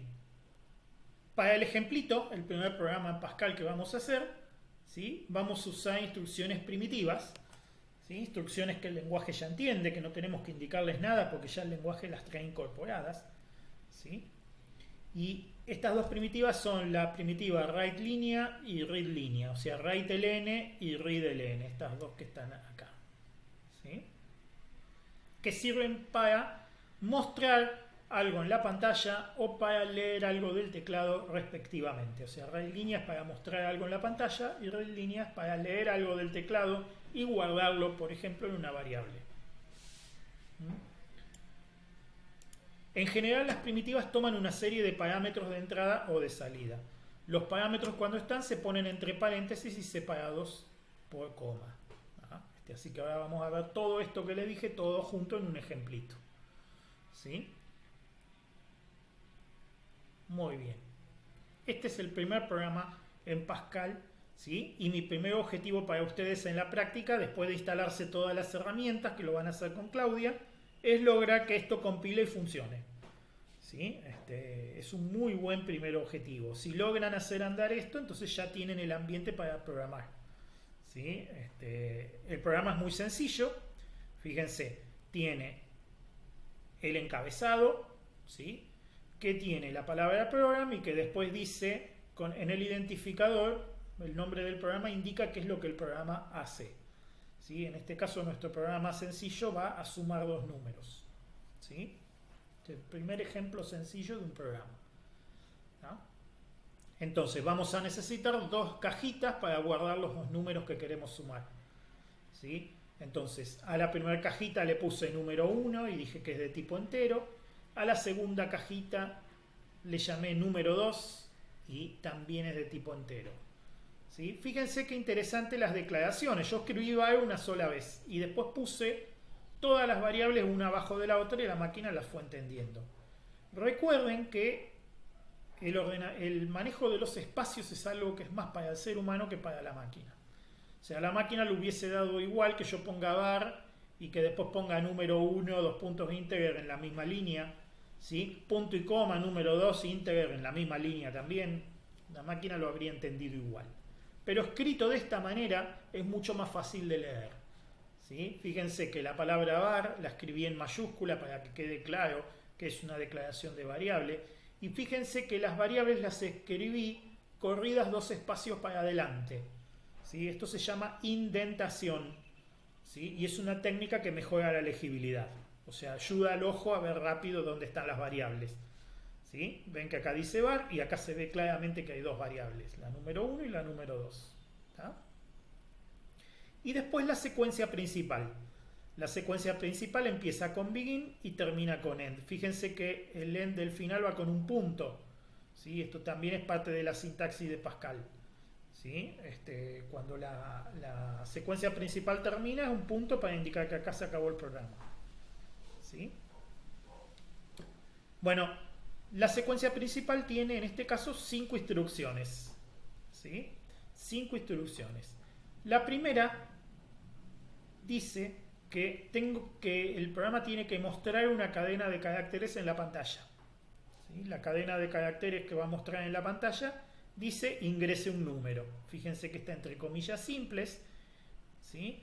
Y entre paréntesis del array línea. ¿Por qué? Porque la cadena esta es un parámetro del array línea. O sea, entre paréntesis le decimos qué es lo que queremos que escriba en la pantalla. En este caso le estamos diciendo escribime en la pantalla la cadena ingrese un número, que tiene sentido para el ser humano. ¿Tá? La segunda sentencia, read línea número 1, dice, bueno, léeme del teclado un número y guardalo en la variable número 1. La tercera dice, bueno, ahora mandame esta otra cadena, que dice ingrese otro número. La cuarta dice, bueno, volveme a leer del teclado el segundo número. ¿Tá? Y finalmente la última pide que se muestren en la pantalla dos cosas. Primero, una cadena de caracteres que dice la suma de ambos números es. Y en segundo lugar, fíjense que acá hay una expresión que se llama. ¿Sí? Tomo el número de la cajita número 1 y el número de la cajita número 2 y los sumo entre ellos y eso es lo que muestro como resultado. Bien, ¿se entendió? Un programa muy sencillo, pero es un buen punto de partida. ¿Ah? ¿Se entiende, no es cierto? Sí, se entendió. Bueno, fíjense que es muy simple, es libre de ambigüedades. ¿Está bien? Si ustedes ejecutan este programa, la máquina va a mostrar ingrese un número y se va a quedar esperando a que el usuario escriba un número. Cuando el usuario escribe un número y aprieta Enter, el número va a parar a la variable número 1. ¿Sí? Después, inmediatamente atrás, la máquina le pide que ingrese otro número y se queda esperando a que el usuario escriba otro número y ese lo guarda en la número 2. Entonces, imagínense que arranca el programa y el usuario escribe un 5. Entonces el número 1, en la variable número 1 queda guardado el número 5. Pues se ingrese otro número y el usuario ingresa el número 8. Entonces en la variable número 2 queda ingresado el número 8. ¿Sí? Después la máquina muestra la suma de ambos números es, después suma los dos números, el 8 y el 5 suman 13 y después muestra el número 13 por la pantalla. ¿Quedó claro? ¿Quedó claro lo que el programa hace? Sí. Bien, muy bien. ¿Todos entienden? Me parece que es Yara, ¿no? Yara, sos siempre la que me contesta. Que te agradezco un montón, Yara, que lo hagas, ¿eh? Pero, ¿qué pasó con todos los demás? ¿Van entendiéndome? Confírmenme, por favor.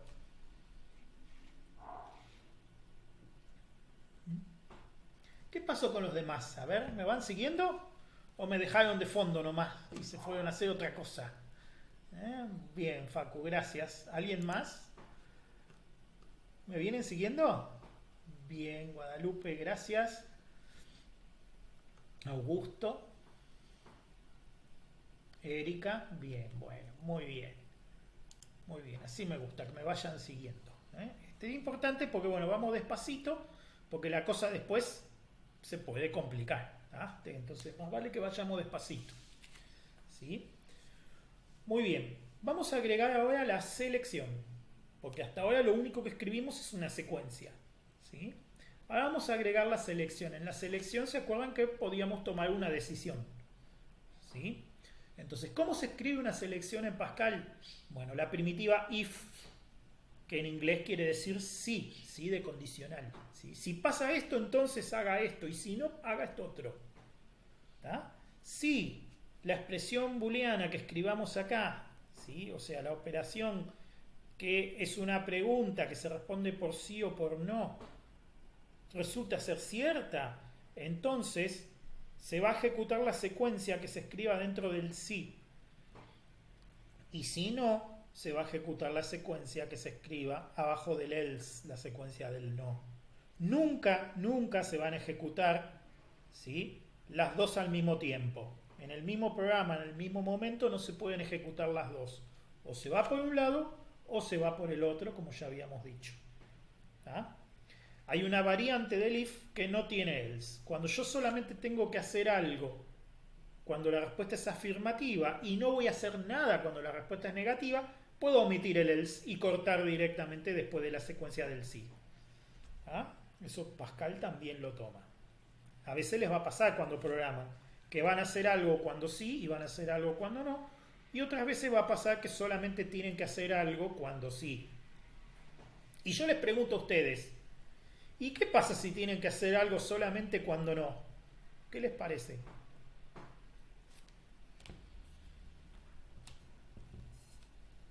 ¿Se terminaría el programa? No. Sino que se... o saltaría otra orden. No, lo que se puede hacer simplemente es invertir la expresión booleana. ¿Sí? ¿Está bien? Si ustedes tienen que hacer algo solamente cuando no, entonces tienen que invertir la expresión booleana. ¿Sí? Si ustedes tienen que hacer algo cuando no es cierto que A es igual a B, entonces ustedes tienen que hacer algo cuando A es distinto de B. ¿Se entiende, no es cierto? O sea, sí. Siempre, o sea, por eso no se necesita una sentencia para ejecutar solamente cuando no. Porque el cuando no es el inverso del cuando sí. ¿Ah? Entonces lo único que tienen que hacer es invertir la expresión booleana para poder trabajar el caso donde solamente tienen que atender el no. ¿Está claro, no? Sí, profe. Bien. Bueno, vamos a escribir un programa que tiene una selección ahora. ¿Sí? En vez de sumar los dos números, lo que vamos a hacer es vamos a comparar los dos números. ¿Sí? Le vamos a pedir al usuario que ingrese dos números y le vamos a indicar cuál de los dos es el mayor. ¿Tá? Entonces fíjense que acá, qué es lo que vamos a mostrar depende de los números que el usuario ingresó. Por lo tanto, vamos a tener que comparar los números para ver cuál es más grande y en función de eso decidir cuál mostrar. ¿Tá? Entonces, fíjense, vamos a usar también dos variables de tipo entero y vamos a pedirle al usuario que nos ingrese los dos números y después empieza la selección. La pregunta es, ¿número 1 es mayor que número 2? Bien, si eso es verdad, se va a ejecutar el código que está después del then y no se va a ejecutar el código que está después del else. Ahora, si esto llega a ser falso, si número 1 no es mayor que número 2, entonces no se va a ejecutar el código que está en el then y se va a ejecutar el código que está después del else. ¿Se entiende, no es cierto? ¿Me siguen?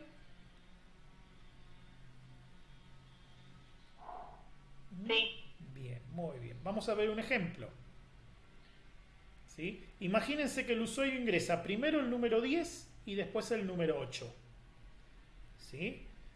O sea, en número 1 queda guardado el número 10 y en número 2 queda guardado el número 8. ¿Está? Entonces, número 1 es mayor que número 2, 10 es mayor que 8. La respuesta es sí. Entonces el código que se va a ejecutar es el que está acá. ¿Sí? ¿Qué se va a mostrar? Fíjense, primero se muestra el primer número y abro paréntesis. Después muestro el número 1 y después muestro el paréntesis que se cierra y es mayor que el segundo número y después entre paréntesis muestro el número 2. ¿Sí? Entonces, fíjense, acá está escrito. ¿Sí? Ingrese un número, el usuario ingresa 10, ingrese otro número, 8. Entonces el programa va a mostrar el primer número 10 es mayor que el segundo número 8. ¿Por qué? Porque entró por este lado. ¿Se entiende, no es cierto? El otro ejemplo, que lo vamos a hacer ir por otro lado, ¿sí? El usuario ingresa un 30 y después ingresa un 48. ¿Sí? Ingresa un 30 y después un 48. Entonces acá va a preguntar, ¿30 es mayor que 48? Y la respuesta es no. Entonces no se va a ejecutar, ¿sí?, lo que está en el den y se va a ejecutar lo que está en el else. O sea que lo que se va a mostrar en ese caso es el primer número es menor o igual al segundo número. ¿Sí? En el segundo caso va a decir el primer número 30 es menor o igual al segundo número 48. ¿Se entendió la idea? ¿Pudieron seguir con su mente el programa para entender lo que hizo? Confírmenme eso, por favor. Sí, profe. ¿Sí? Después cuando lo vean andar en la máquina les va a gustar, pero primero lo tienen que entender en su mente y después lo ven en la máquina.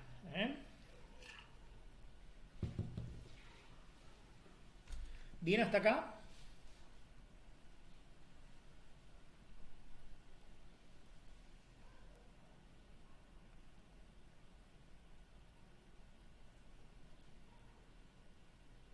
Bueno, ¿cómo se combinan las consultas? ¿Cómo hacemos una pregunta un poquito más complicada? Eso es lo que estamos viendo acá, ¿sí? ¿Cómo se hace para preguntar algo más difícil, que no sea simplemente una operación simple como hoy? Bueno, hay operadores lógicos. Los operadores lógicos son los más importantes, ¿no? Son el NOT, el AND y el OR, ¿sí? El NOT, el AND y el OR. Y estos tres ya los vimos porque yo se los enseñé hace unas clases atrás. ¿Se acuerdan cuando les dibujé las llavecitas y las lucecitas y les dije esto es el AND, este es el OR y este es el NOT? ¿Sí? El NOT es el que invierte. ¿Ah? El NOT es el que invierte. Si yo tengo que preguntar por si algo no es cierto, entonces le pongo el NOT adelante. ¿Sí? Y esto es importante. En Pascal tienen que encerrar las operaciones entre paréntesis para que no se confunda Pascal. ¿Sí?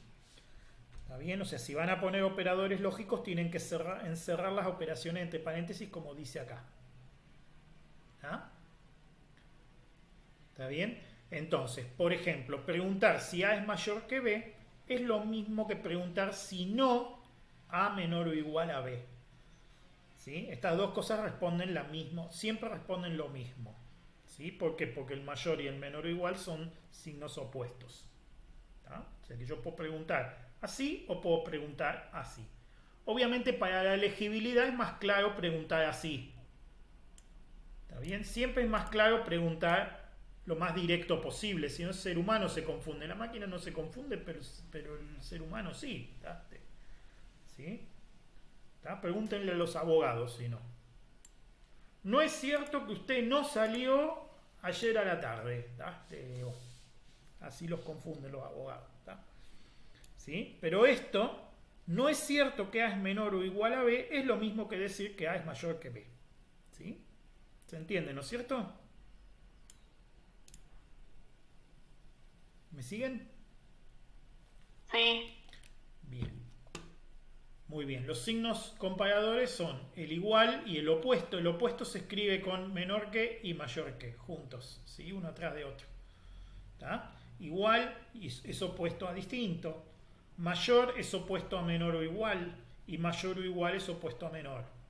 Ojo, porque es muy común caer en el error de pensar que menor es opuesto a mayor. Y menor no es opuesto a mayor. ¿Saben por qué? Porque cuando los dos números son iguales, no es ni menor ni mayor. ¿Está? ¿Se entiende, no es cierto? Entonces, mayor no es opuesto a menor. Mayor es opuesto a menor o igual. ¿Sí? Y menor es opuesto a mayor o igual. ¿Está? ¿Se entiende, no es cierto? ¿Queda claro Sí, esto, profe. ¿no? Bien. No se vayan a confundir con eso porque es muy fácil equivocarse. ¿Está? Muy bien. Después tenemos el AND, que el AND es el y, tienen que ser las dos ciertos, entonces todo es cierto. Si uno de los dos es falso, entonces todo es falso. ¿Ah? Entonces esta pregunta acá quiere decir que A es mayor que B, o sea, se va a ir por el DEN si A es mayor que B, pero también A es mayor que C. Si las dos cosas son ciertas, se va por el DEN. Si una de estas dos no es cierta, se va por el else. ¿Ah? ¿Se entiende, no es cierto? Acá hay un ejemplo. Si A es igual a 10, B es igual a 8 y C es igual a 12, entonces 10 es mayor que 8, ¿sí? Pero 10 no es mayor que 12. Entonces esto se va por el falso. ¿Ah? ¿Se entiende, no es cierto? Sí, y en el caso de que nosotros hubiéramos hecho el AND y no hubiéramos aclarado qué pasa si no fuese verdadero uno de los dos, ¿cómo seguiría el programa si no especificamos el else? No hace nada. En esta sentencia no hace nada. Se va a la siguiente sentencia. ¿Sí? Si esta es la última sentencia del programa, entonces el programa termina sin hacer más nada. ¿Ah? Ok. ¿Se entiende, no? O sea, si vos no indicas el else, quiere decir no hagas nada si es falso. Si es verdadero, haz lo que está en el DEN. Y si es falso, no hagas nada. Te vas a la siguiente sentencia de la secuencia. ¿Ah? Ok. Gracias. Es un caso particular en la que la secuencia del else está vacía. La secuencia del else es no hacer nada. ¿Sí? ¿Ah? Fíjense que es distinto de escribir con OR. ¿Sí? El OR, lógico, es si uno de los dos es verdad, nos vamos por el DEN. ¿Ah? Si uno de los dos es verdad, ya nos vamos por el DEN. ¿Sí? Tienen que ser los dos falsos para que nos vayamos por el else. ¿Ah? Entonces fíjense que si en vez de haber escrito A mayor que B, AND A mayor que C, hubiésemos escrito A mayor que B, OR A mayor que C, para el ejemplo de 10, 8 y 12 nos hubiésemos ido por el DEN. ¿Sí? ¿Por qué? Porque por el solo hecho de que 10 sea mayor que 8 ya es suficiente para irnos por el DEN. No importa que este no sea cierto. ¿Se entiende, no es cierto?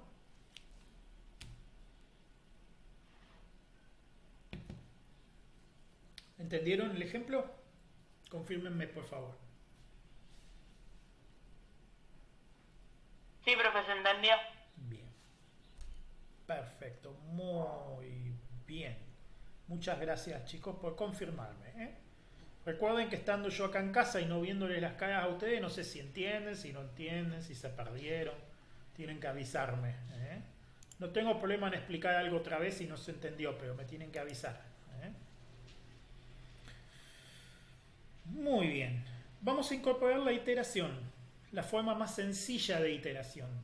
¿Sí? La forma más sencilla de iteración es el while, ¿sí? Que en inglés quiere decir mientras. ¿Ah?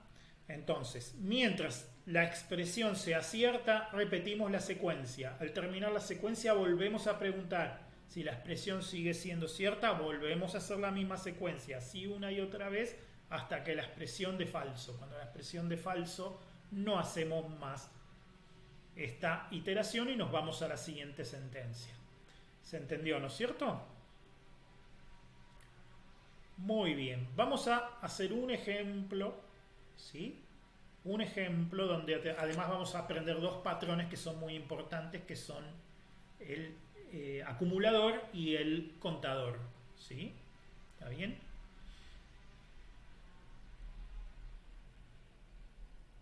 A ver, no, acá no puse contador, acá puse solo acumulador. Bueno, está bien, igual. ¿Qué es un acumulador? Un acumulador es una variable donde vamos sumando cosas. Eso es un acumulador. ¿Ah? Entonces, en este programa que se llama sumar varios números, fíjense que incorporé otra cosa del lenguaje, que es esto que está acá. Esto que está acá ¿sí? Está encerrado entre llaves. Y en Pascal encerrar algo entre llaves quiere decirle, es una manera de decirle al compilador que ignore todo lo que está escrito ahí adentro. ¿Sí? Es para los seres humanos, no es para las máquinas, entonces el compilador simplemente lo pasa de largo. ¿Ah? Y esto lo puse para que lo lean ustedes. La máquina no sabe qué hacer con esto, pero ustedes sí. ¿Ah? Ahora no sabemos cuántos números va a ingresar el usuario. Hoy eran sumar 2 números, ahora vamos a sumar varios números. ¿Está bien? Entonces, lo que vamos a hacer es seguirle preguntando al usuario por más números hasta que el usuario ingrese un 0. Cuando el usuario ingrese un 0, lo que está queriendo decir es que no quiere ingresar más números y ahí termina el programa. ¿Está? ¿Se entiende la idea?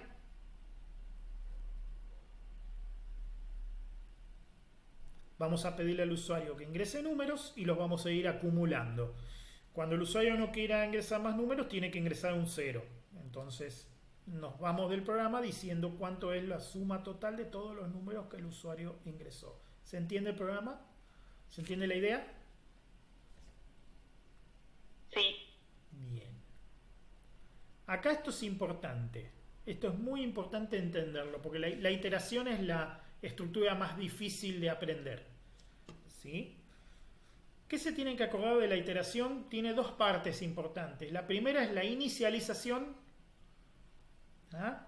La segunda es lo que se llama el invariante, que es lo que no debe cambiar, ¿sí? En cada una de las vueltas, ¿sí? Y finalmente, ¿qué es lo que queda al final? ¿Tá? Son las 3 cosas que hay que mirar en una iteración, ¿sí? Entonces, fíjense, la primera parte es la inicialización, ¿sí? El acumulador hay que inicializarlo en 0. ¿Tá? ¿Por qué? Porque si lo inicializamos en cualquier otro dato, después nos va a mentir al final. ¿Está bien? Entonces es muy importante que arranque en 0. Si le ponemos otro valor que no sea 0 al acumulador, ¿está bien? Al terminar no nos va a dar bien la suma. O sea que este es fundamental que se inicialice bien en 0. ¿Tá? Y al número también lo vamos a tener que inicializar. ¿Para qué? Para asegurarnos de entrar, ¿sí?, en el while. O sea, para asegurarnos de que la primera vez vamos a entrar. ¿Sí? Fíjense que la pregunta del while es mientras número sea distinto de 0, porque ese es el invariante. Nosotros vamos a seguir entrando en el while mientras el usuario no ingrese un 0. ¿Sí? Entonces, ¿cómo nos vamos a dar cuenta que nos tenemos que ir? Porque número va a ser igual a 0. ¿Tá? Cuando el número sea igual a 0, nos tenemos que ir. Lo cual es lo mismo que decir, mientras el número sea distinto de 0, nos tenemos que quedar. ¿Se entiende, no es cierto? Díganme si se entiende bien. No entiendo muy bien la función del acumulador en la parte del desarrollo del programa. ¿Qué función cumpliría él? Bueno, muy buena la pregunta. El objetivo del programa es mostrarle al usuario la suma de todos los números que entró al terminar.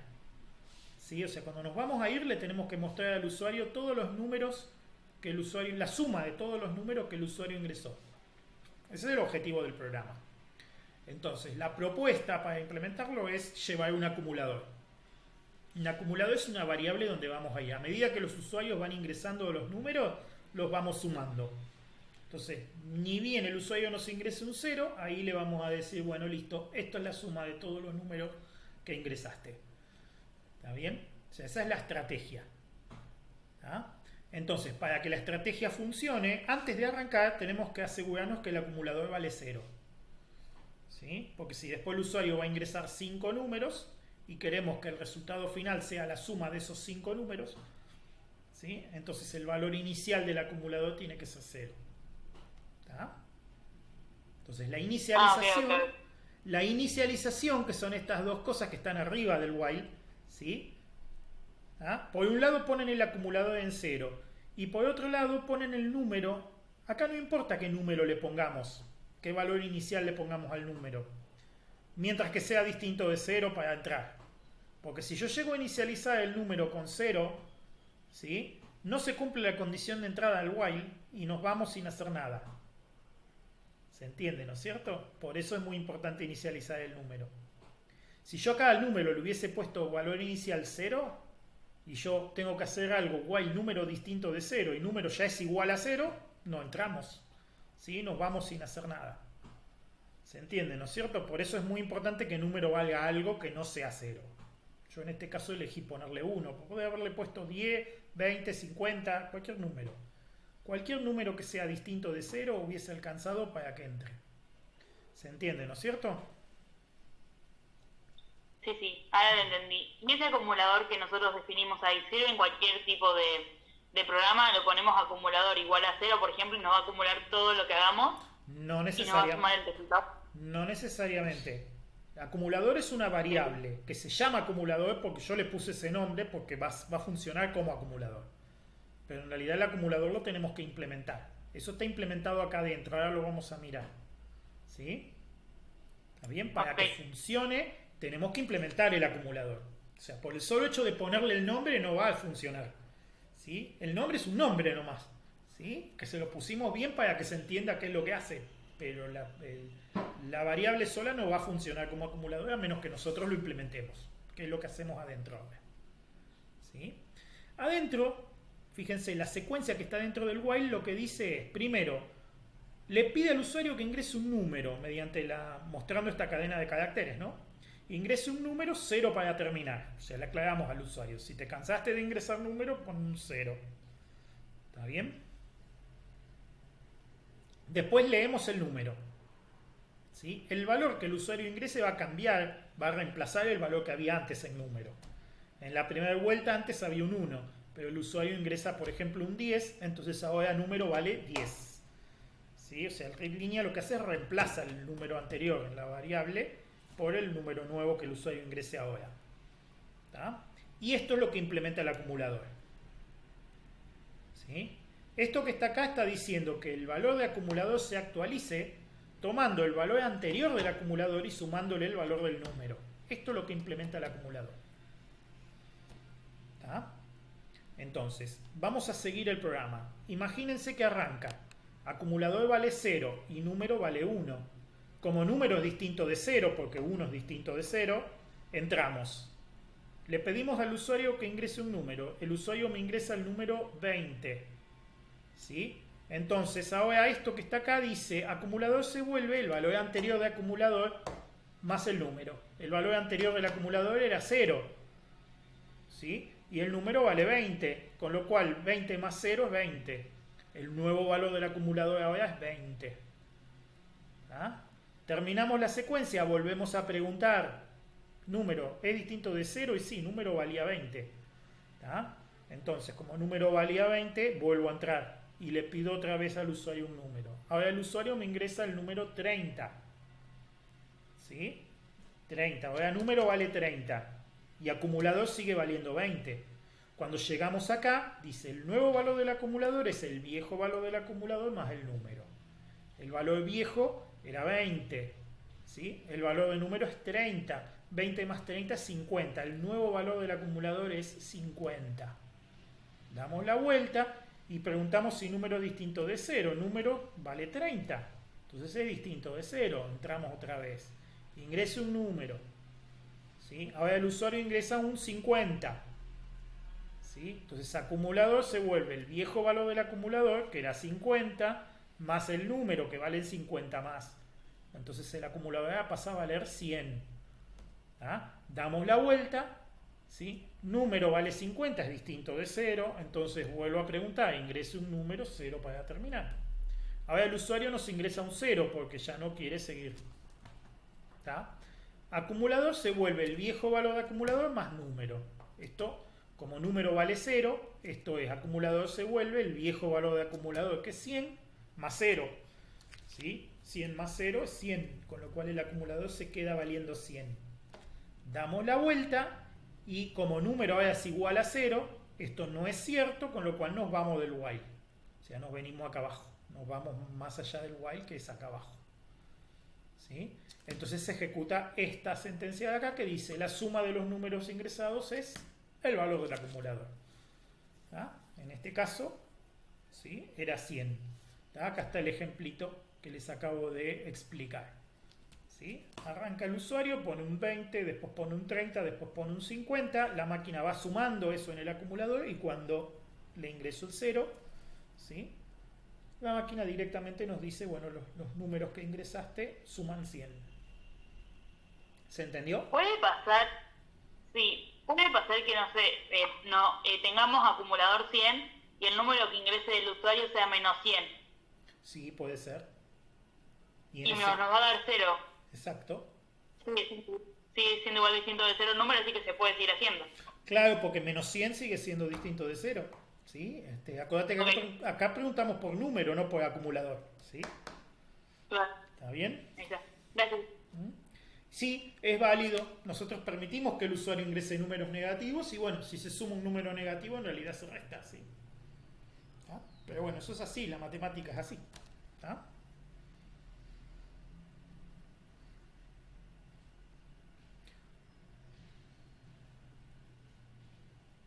Muy bien. Bueno, la abreviatura de sintaxis. Esta se las voy a reproducir. ¿Sí? Si una secuencia tiene solamente una sentencia, ¿sí? Podemos omitir el begin y el end en Pascal. Eso es cierto para todas las secuencias menos para la principal. ¿Sí? O sea, si el programa tiene una sola instrucción hay que escribir el begin y el end en la principal. Pero en las demás, si el programa tiene una sola instrucción, si la secuencia tiene una sola instrucción, podemos omitir el begin y el end. ¿Sí? Eso simplifica un poquito la escritura. Vamos a ver, este de acá.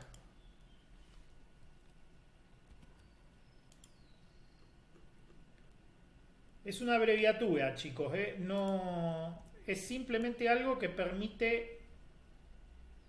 No me vas a entrar. A ver. No me vas a entrar. Bueno, vamos a escribirlo en otro lado y después lo pasamos. A ver.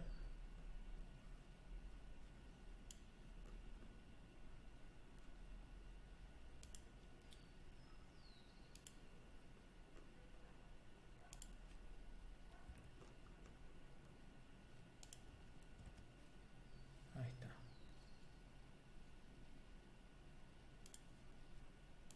Fíjense, acá,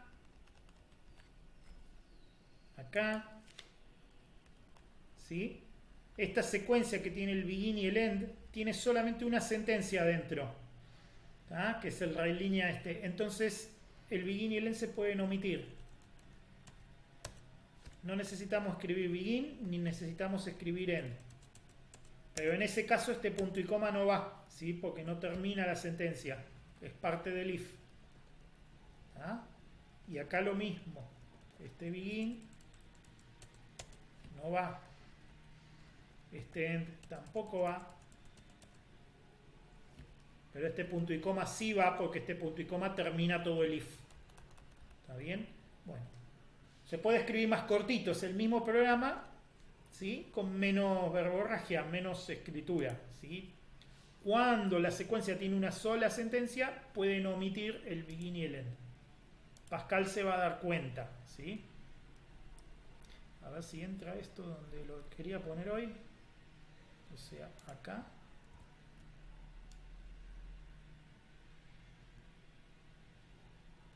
¿A qué lo hago entrar?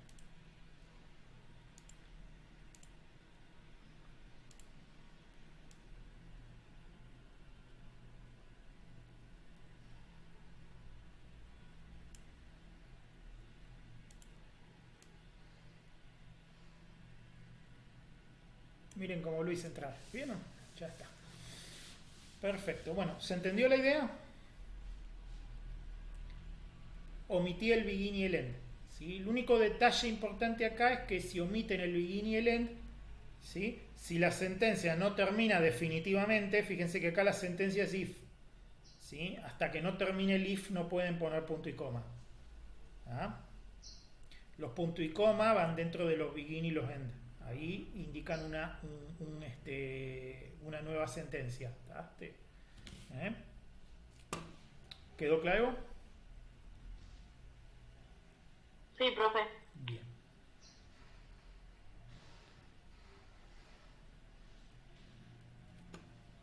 Bueno, ahora vamos a combinar. ¿Sí? ¿Sí? Si me vienen siguiendo bien, podemos combinar ahora. Vamos a combinar las dos estructuras. Vamos a combinar un while con un if. O sea, vamos a combinar una selección con una iteración. Vamos a poner la selección dentro de la iteración. ¿Sí? Recuerden que puede pasar que necesiten poner una selección dentro de una iteración o una iteración dentro de una selección también. Recuerden que puede pasar. ¿Sí?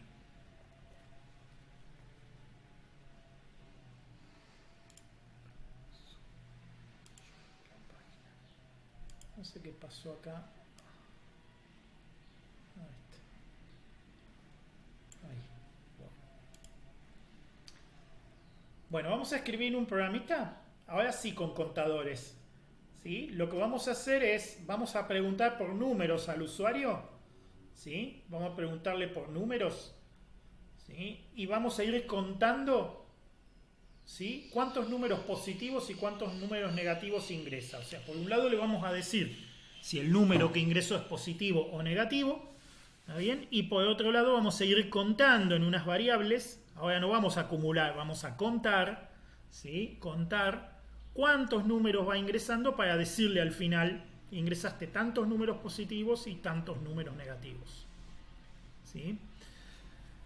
Este ya es un programita más complejo, ¿sí?, pero interesante para verlo, y si lo entienden ya está muy bien, ¿sí? Ya después van a tener que encarar la práctica.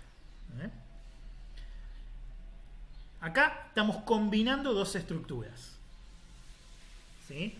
Por un lado vamos a repetir, ¿sí?, varias veces, ni siquiera sabemos cuántas veces porque depende del usuario, ¿sí?, el hecho de preguntarle por un número al usuario y decidir si el número es positivo o es negativo. Y finalmente, cuando el usuario ingresa un 0, ahí nos vamos. El 0 no lo vamos a contar ni como positivo ni como negativo. El 0 es la manera que tiene el usuario de avisarnos que terminó de ingresar números. ¿Sí? Recuerden eso.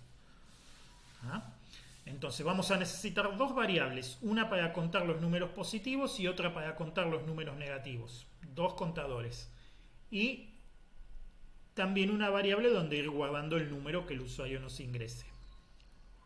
Como acá llevamos dos contadores, antes de arrancar el while tenemos que inicializar los dos contadores también en 0. ¿Sí? Otra vez esto es importante, por el solo hecho de ponerle el nombre contador a la variable no va a funcionar mágicamente como contador. El contador hay que implementarlo. ¿Sí? Entonces ahora vamos a implementar los dos contadores acá adentro. Bien, el número otra vez hay que inicializarlo en un valor distinto de 0 para que entre en el while. En este caso otra vez decidí inicializarlo como 1. Entonces, otra vez, la idea es repetir la iteración hasta que el usuario nos ingrese un 0. O sea que mientras el número sea distinto de 0 vamos a entrar. Como número está inicializado en 1, nos estamos asegurando de entrar la primera vez. Entonces, lo primero que hacemos es pedirle al usuario el número y avisarle que si ingresa un 0 va a terminar. Después leemos el número. Y fíjense que acá esto es muy importante. ¿Sí? Acá tenemos una selección encadenada dentro de la otra. ¿Sí? Fíjense, si el número es mayor que 0, entonces es positivo. Entonces en el den vamos a mostrarle al usuario, ¿sí?, el número que ingresó y le vamos a indicar que es positivo. Y además le vamos a sumar 1 al contador de positivos. ¿Sí? O sea, estamos contabilizando un positivo. Entonces al valor anterior del contador le sumamos 1. ¿Sí? Esto es lo que hace un contador. En el acumulador, al valor anterior del acumulador le sumábamos el nuevo resultado. ¿Sí? En el contador, al valor anterior del contador le agregamos 1. ¿Sí? Por eso estamos contando. ¿Sí? Bien. Acá hicimos una cosa muy interesante. Enganchamos detrás del else, ¿sí?, otra selección. O sea, en la secuencia del else de la primera selección enganchamos una segunda selección, en la cual preguntamos si el número es menor que 0. ¿Por qué hicimos esto? Porque acá no es si es mayor que 0 y si no es negativo. Porque hay un caso que se nos escaparía, que es el que el usuario ingresó el 0.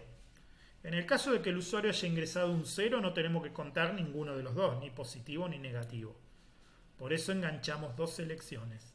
¿Sí? La primera selección pregunta, si es mayor que 0, entonces contalo como positivo. Y si no, fíjate si es menor que 0. Y si es menor que 0, entonces lo contás como negativo. ¿Ah? Acá hay un caso como el que preguntaba ya hoy. ¿Y qué pasa si no es ni este ni este? Si no es ni este ni este, como no hay otro else, no va a hacer nada. ¿Sí? Va a terminar la iteración, va a venir acá, va a preguntar por un número distinto que 0, le va a dar que es falso y se va a ir. Eso va a pasar. ¿Ah? Entonces fíjense en el ejemplo. Arrancamos con el contador de positivos en 0 y con el contador de negativos en 0. ¿Tá? El número vale 1, así que entramos. Ingresa un número. El usuario nos ingresa el número 5. Entonces, ¿número es mayor que 0? Sí, 5 es mayor que 0. Entonces, nos vamos por el DEN. El DEN dice, el número ingresado es positivo, o sea, el número ingresado 5 es positivo, y le sumamos 1 al contador de positivos. O sea que ahora el contador de positivos vale 1. ¿Tá? ¿Sí? Como vamos por el camino del DEN, por el camino del else no vamos. O sea que todo esto no se hace. Damos la vuelta, preguntamos si número es distinto de 0 y como número vale 5, entonces volvemos a entrar. Le pedimos otro número al usuario. Ahora el usuario nos ingresa menos 2. ¿Sí? Entonces no es cierto que número sea mayor que 0. Nos vamos al else. Preguntamos si número es menor que 0 y este sí es cierto. Número es menor que 0. ¿Sí? Número es menos 2. ¿Sí? Entonces el número ingresado menos 2 es negativo y le sumamos 1 al contador de negativos. Ahora el contador de positivos vale 1 y el contador de negativos también vale 1. ¿Sí? Damos la vuelta y como el número es distinto de 0 porque es igual a menos 2, volvemos a preguntar. El usuario nos ingresa el menos 4. ¿Sí? Entonces, ¿número es mayor que 0? No, no vamos al else. ¿Número es menor que 0? Sí, número es menor que 0 es menos 4. Entonces entramos por acá. ¿Sí? El número ingresado menos 4 es negativo y le sumamos 1 al contador de negativos. Con lo cual ahora el contador de positivos vale 1 y el contador de negativos vale 2. ¿Tá? Damos la vuelta, preguntamos número distinto que 0 y sí, porque es menos 4, es distinto de 0. Ingresa un número. Ahora el usuario nos ingresa el 0. ¿Tá? Entonces, ¿número es mayor que 0? No, no es mayor que 0, porque es igual a 0. ¿Sí? Entonces, esto es falso. Se viene al else y pregunta, ¿número es menor que 0? Y no, esto también es falso. ¿Sí? Número no es menor que 0. ¿Ah? Entonces, nos iríamos al else de este if, pero como no hay ningún else, entonces no hacemos nada. Llegamos al end, volvemos a dar la vuelta por la iteración, preguntamos si número es distinto de 0, y número no es más distinto de 0 porque es igual a 0. Entonces nos vamos acá abajo. ¿Sí? Y entonces se ejecuta esta última instrucción que dice, en total se ingresaron un número positivo y 2 números negativos. ¿Tá? ¿Se entendió? Confírmenme si se entendió la idea. Este ya es más difícil. Pero si me pudieron seguir, entonces ya entendieron. Confírmenme. Yo lo entendí. Bien, muy bien. ¿Y los demás, que están todos muy calladitos? ¿Cómo les fue? ¿Lo entendieron? Porque me voy a ir a dormir contento si me entendieron. Porque es avanzado esto, ya no es una pavada. Y si lo pudieron seguir, entonces va muy bien. Después lo van a tener que practicar, porque esto hasta que no lo practiquen no se van a dar cuenta si lo entienden o no. Pero si lo entendieron hasta acá, perfecto. Bueno, muy bien. Si lo entendieron me voy contento. Ya estamos en horario, ¿sí? Ya son casi las 5. No sé si tienen otra clase ahora o no.